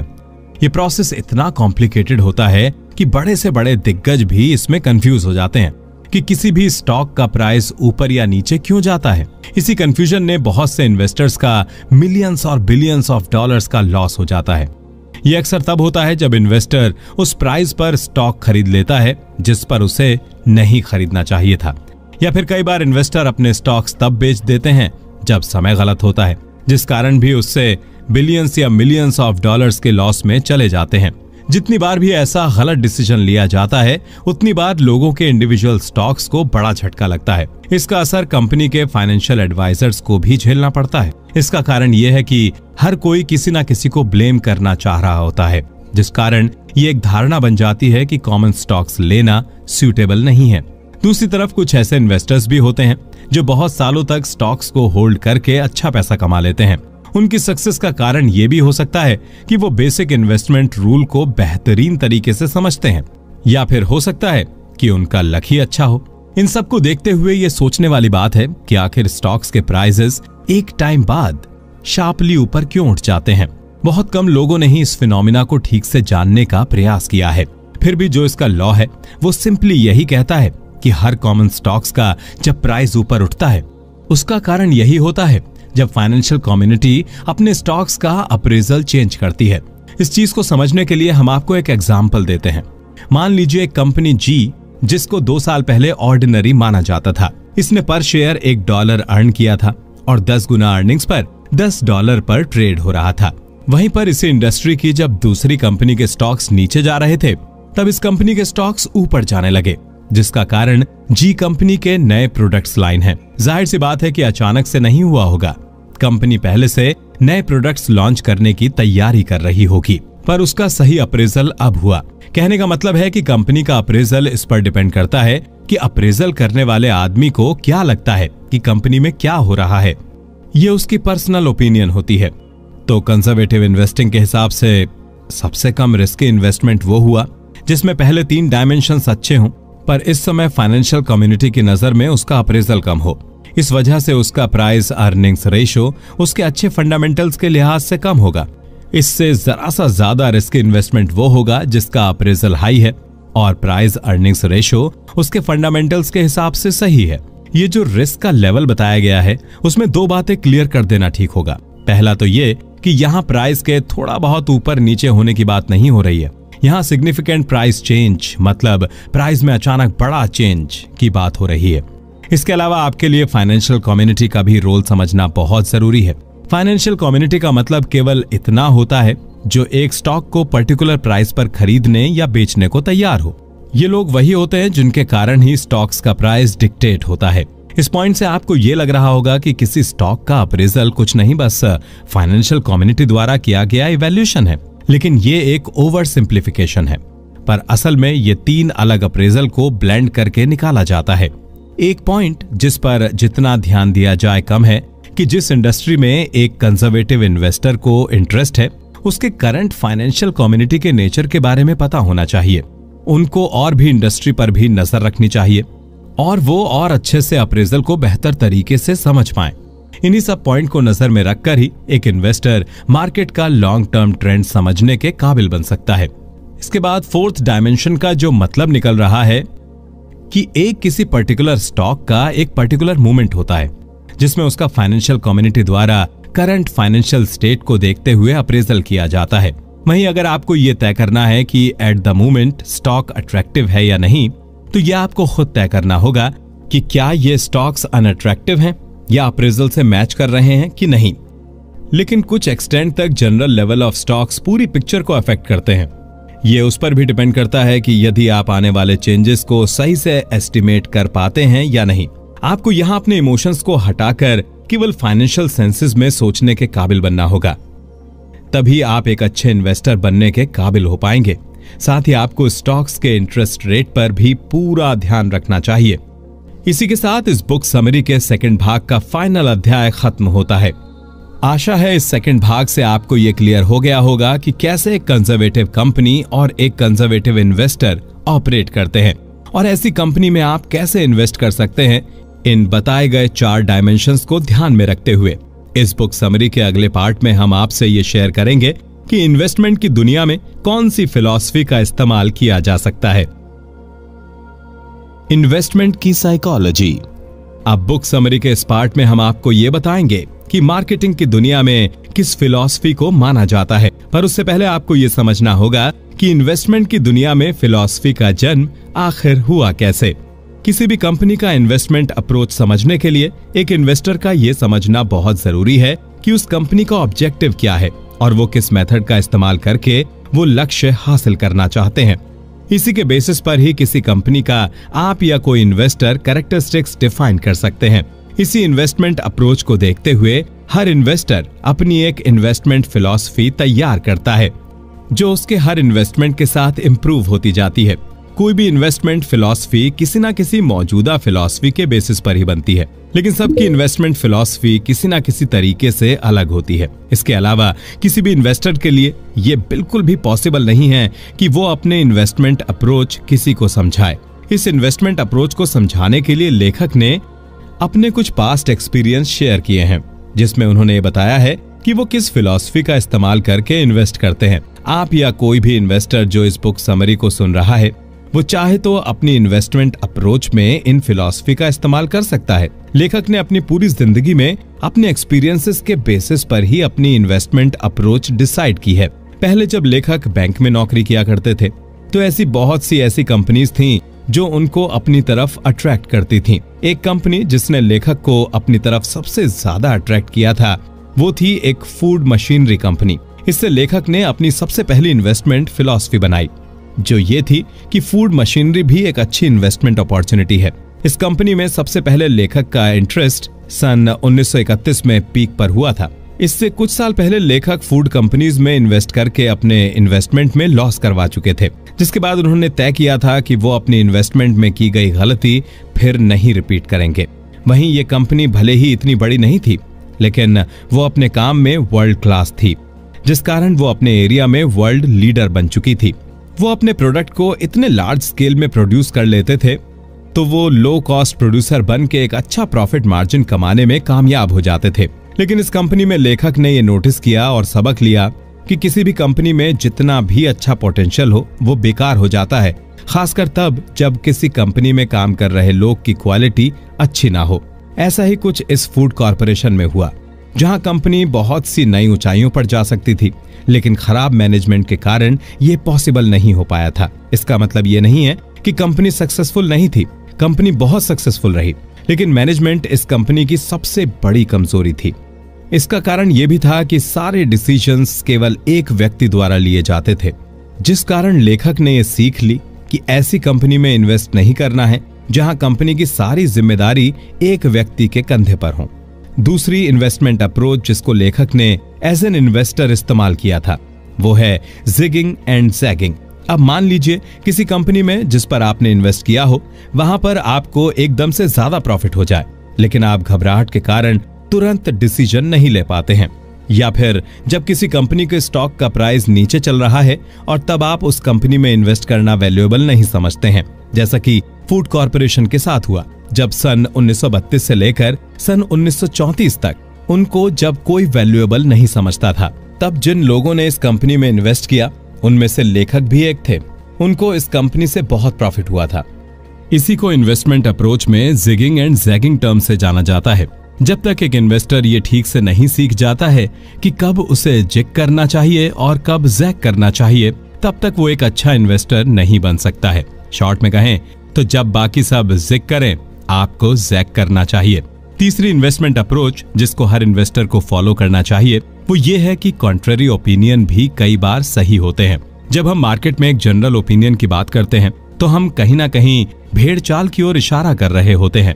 अगर कोई इन्वेस्टर मार्केट के जनरल ओपिनियन के खिलाफ जाकर इन्वेस्ट करना चाहता है तो ऐसे में इन्वेस्टर को पूरे तरीके से सिक्योर होना चाहिए कि उसका बिलीफ सही है, वरना ट्रेंड के अगेंस्ट जाकर उसका नुकसान भी हो सकता है। फॉर एग्जाम्पल, जब ये साफ हो गया कि ट्रांसपोर्टेशन इंडस्ट्री में मेजर रोल ऑटोमोबाइल प्ले करेगा और रेलवेज के शेयर कम दाम पर बिकने लगे थे, तब उस समय ट्रेन की बोगी के स्टॉक्स खरीदना किसी भी इन्वेस्टर के लिए बहुत बड़ा रिस्क रहा होगा। इसलिए लेखक ने ये सब देखते हुए तय किया कि वो तब जिग करेंगे जब पूरी फाइनेंशियल कम्युनिटी जैक कर रही होगी। लेकिन इसके साथ उन्होंने ये भी महसूस किया कि अगर उनको बड़ा प्रॉफिट कमाना है तो उन्हें जिगजैग करने से पहले एक प्रॉपर चेक करना पड़ेगा। इस इन्वेस्टमेंट अप्रोच के अलावा चौथी इन्वेस्टमेंट अप्रोच से ज्यादा इन्वेस्टर का कैरेक्टरिस्टिक डिफाइन करती है। इस अप्रोच का नाम ही पेशेंस एंड परफॉर्मेंस है। अब इस अप्रोच को ध्यान में रखते हुए लेखक ने 3 ईयर रूल एस्टेब्लिश किया था, जिसका सीधा मतलब यह है कि आप जब भी एज एन इन्वेस्टर किसी कंपनी में इन्वेस्ट करते हैं तो इस भ्रम में ना रहें कि आपको 1-2 हफ्ते या महीनों या 1-2 सालों में प्रॉफिट मिल जाएगा। अगर आप किसी कंपनी में इन्वेस्ट करना चाहते हैं तो आपको उस इन्वेस्टमेंट में मिनिमम 3 इयर्स का लॉक इन पीरियड चाहिए होता है। आप किसी भी कंपनी को 3 साल से पहले जज नहीं कर सकते। यदि आप एक अच्छा प्रॉफिट चाहते हैं तो आपको किसी भी कंपनी में अपनी इन्वेस्टमेंट को मिनिमम 3 इयर्स देने होंगे। इसी रूल और इन्वेस्टमेंट अप्रोच को फॉलो करके लेखक ने बहुत सी कंपनीज में शेयर खरीदकर अपना और अपने क्लाइंट्स का एक अच्छा और बड़ा प्रॉफिट करवाया। इन इन्वेस्टमेंट अप्रोच का मतलब ये नहीं है कि आपको एज एन इन्वेस्टर हर रूल पूरे तरीके से स्ट्रिक्टली फॉलो करना होगा। हर रूल या इन्वेस्टमेंट अप्रोच के कुछ एक्सेप्शंस होते हैं, पर ये एक्सेप्शंस ज्यादा नहीं होते हैं। समझने के लिए लेखक का ही उदाहरण ले लेते हैं। उन्होंने ये बताया है कि उन्होंने भी कभी ना कभी 3 ईयर रूल तोड़ा है, जिसके पीछे की रीजनिंग बहुत सिंपल है। जब लेखक ने अपनी की गई इन्वेस्टमेंट्स में ये देखा कि उनकी की गई इन्वेस्टमेंट्स या कंपनीज जिन पर उन्होंने इन्वेस्ट किया है वो उस रेट पर ग्रो नहीं कर पा रही हैं जिस पर उन्होंने एक्सपेक्ट किया था, या फिर कंपनी के अंदर चल रही कॉम्प्लिकेशंस की वजह से भी कई बार उनको अपनी इन्वेस्टमेंट को 3 साल के अंदर ही कैश इन करना पड़ा था। इससे ये तो आपको पूरी तरह से क्लियर हो ही गया होगा कि जो इन्वेस्टमेंट अप्रोच के लिए रूल बनाए गए हैं उनके अंदर भी एक्सेप्शन होते हैं। इसके अलावा एक इन्वेस्टमेंट अप्रोच जो हर इन्वेस्टर को ट्राई करनी चाहिए वो ये है कि उसे मार्केट टाइमिंग के साथ एक्सपेरिमेंट करते रहना चाहिए। लेखक ने भी जब सन 1930 से जब अपनी इन्वेस्टर की जर्नी शुरू की थी तब उनको भी बहुत सी चीजें ट्रायल और एरर से सीखनी पड़ी थी, जिसकी मदद से ही उनकी इन्वेस्टमेंट फिलॉसफी ने आकार लेना शुरू कर दिया था। पहले उन्होंने फूड मशीनरी में इन्वेस्ट करने के बाद ये जाना कि फूड पैकिंग इंडस्ट्री कैसे फंक्शन करती है। ये सुनकर आपको लग रहा होगा कि लेखक अपने समय का सदुपयोग कर रहे थे, लेकिन लेखक का मानना यह है कि वो अपना टाइम एक कंपनी पर लगाकर वेस्ट कर रहे थे। इसका कारण यह है कि जितना टाइम और एफर्ट लेखक ने इस काम में लगाया उतने में वो चाहते तो और चीजों के बारे में सीखकर ज्यादा प्रॉफिट कमा सकते थे। लेकिन इन सब से सबक लेकर ये क्लियर हो गया था कि वो लॉन्ग टर्म इन्वेस्टमेंट में ही बिलीव करते हैं। इसी कारण उनकी इन्वेस्टमेंट फिलॉसफी वर्ल्ड वॉर 2 के एंड तक पूरी तरीके से फॉर्मुलेट हो गई थी। वो ज्यादा प्रॉफिट कमाने में विश्वास रखते थे, जिस कारण उन्होंने लॉन्ग टर्म इन्वेस्टमेंट को ही अपनी इन्वेस्टमेंट अप्रोच बना लिया था। इसके अलावा एक और इन्वेस्टमेंट फिलॉसफी है जो हर इन्वेस्टर को और आपको भी ध्यान में रखनी चाहिए।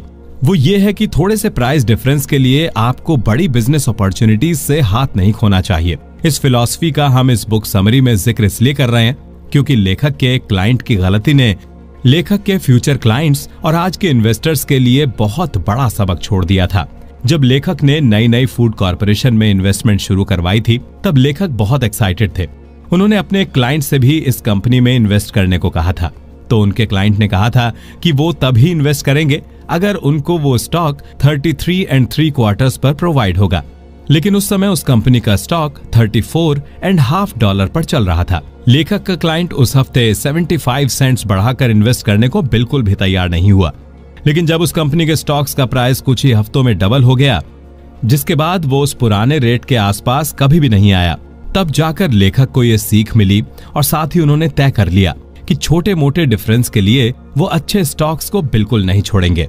तो इसी फाइनल इन्वेस्टमेंट फिलॉसफी के साथ ये बुक समरी समाप्त होती है। आशा करते हैं कि आपको common stocks and uncommon profits and other wings के तीनों भाग पूरी तरीके से अच्छे से समझ में आ गए होंगे, जिससे कि आप इन्हें अपनी इन्वेस्टमेंट लाइफ में अच्छे से इस्तेमाल करने के काबिल बन सके। आज के पहले मार्केट को गिरते हुए देखा नहीं है क्या कभी? इतने दिनों बाद खुला है तो थोड़ा गिरेगा, धूल चाट के वापस खड़ा हो जाए। और भूल गए क्या, हमारी तो शुरुआत ही गिर के हुई थी। इसमें नया क्या हो रहा है? ये हो रहा है हर्षद कि इस बार मार्केट गिरने का कारण हम हैं। और भी अच्छा है, मार्केट के महाराजा हैं। अगर हमारे कारण मार्केट गिरा है ना तो हम इसे खड़ा भी कर देंगे। देख, हर्षद के नाम की लोचा लफड़ा और जलेबी फाफड़ा, इसे गुजराती की लाइफ से कोई निकाल नहीं सकता। भाई डायलॉग बाजी ठीक है, लेकिन इसमें बहुत रिस्क है। रिस्क है तो इश्क है। पैसा ही पैसे को खींचता है। लोगों को पता चलना चाहिए कि मेहताज अंबानी और टाटा से कम नहीं है। लेकिन तू शायद भूल रहा है कि बचपन में शांतिलाल मेहता ने जब तेरी कुंडली दिखाई थी ना, तो पंडित ने बोला था कि तेरी धन राशि पे शनि बहुत भारी है भाई।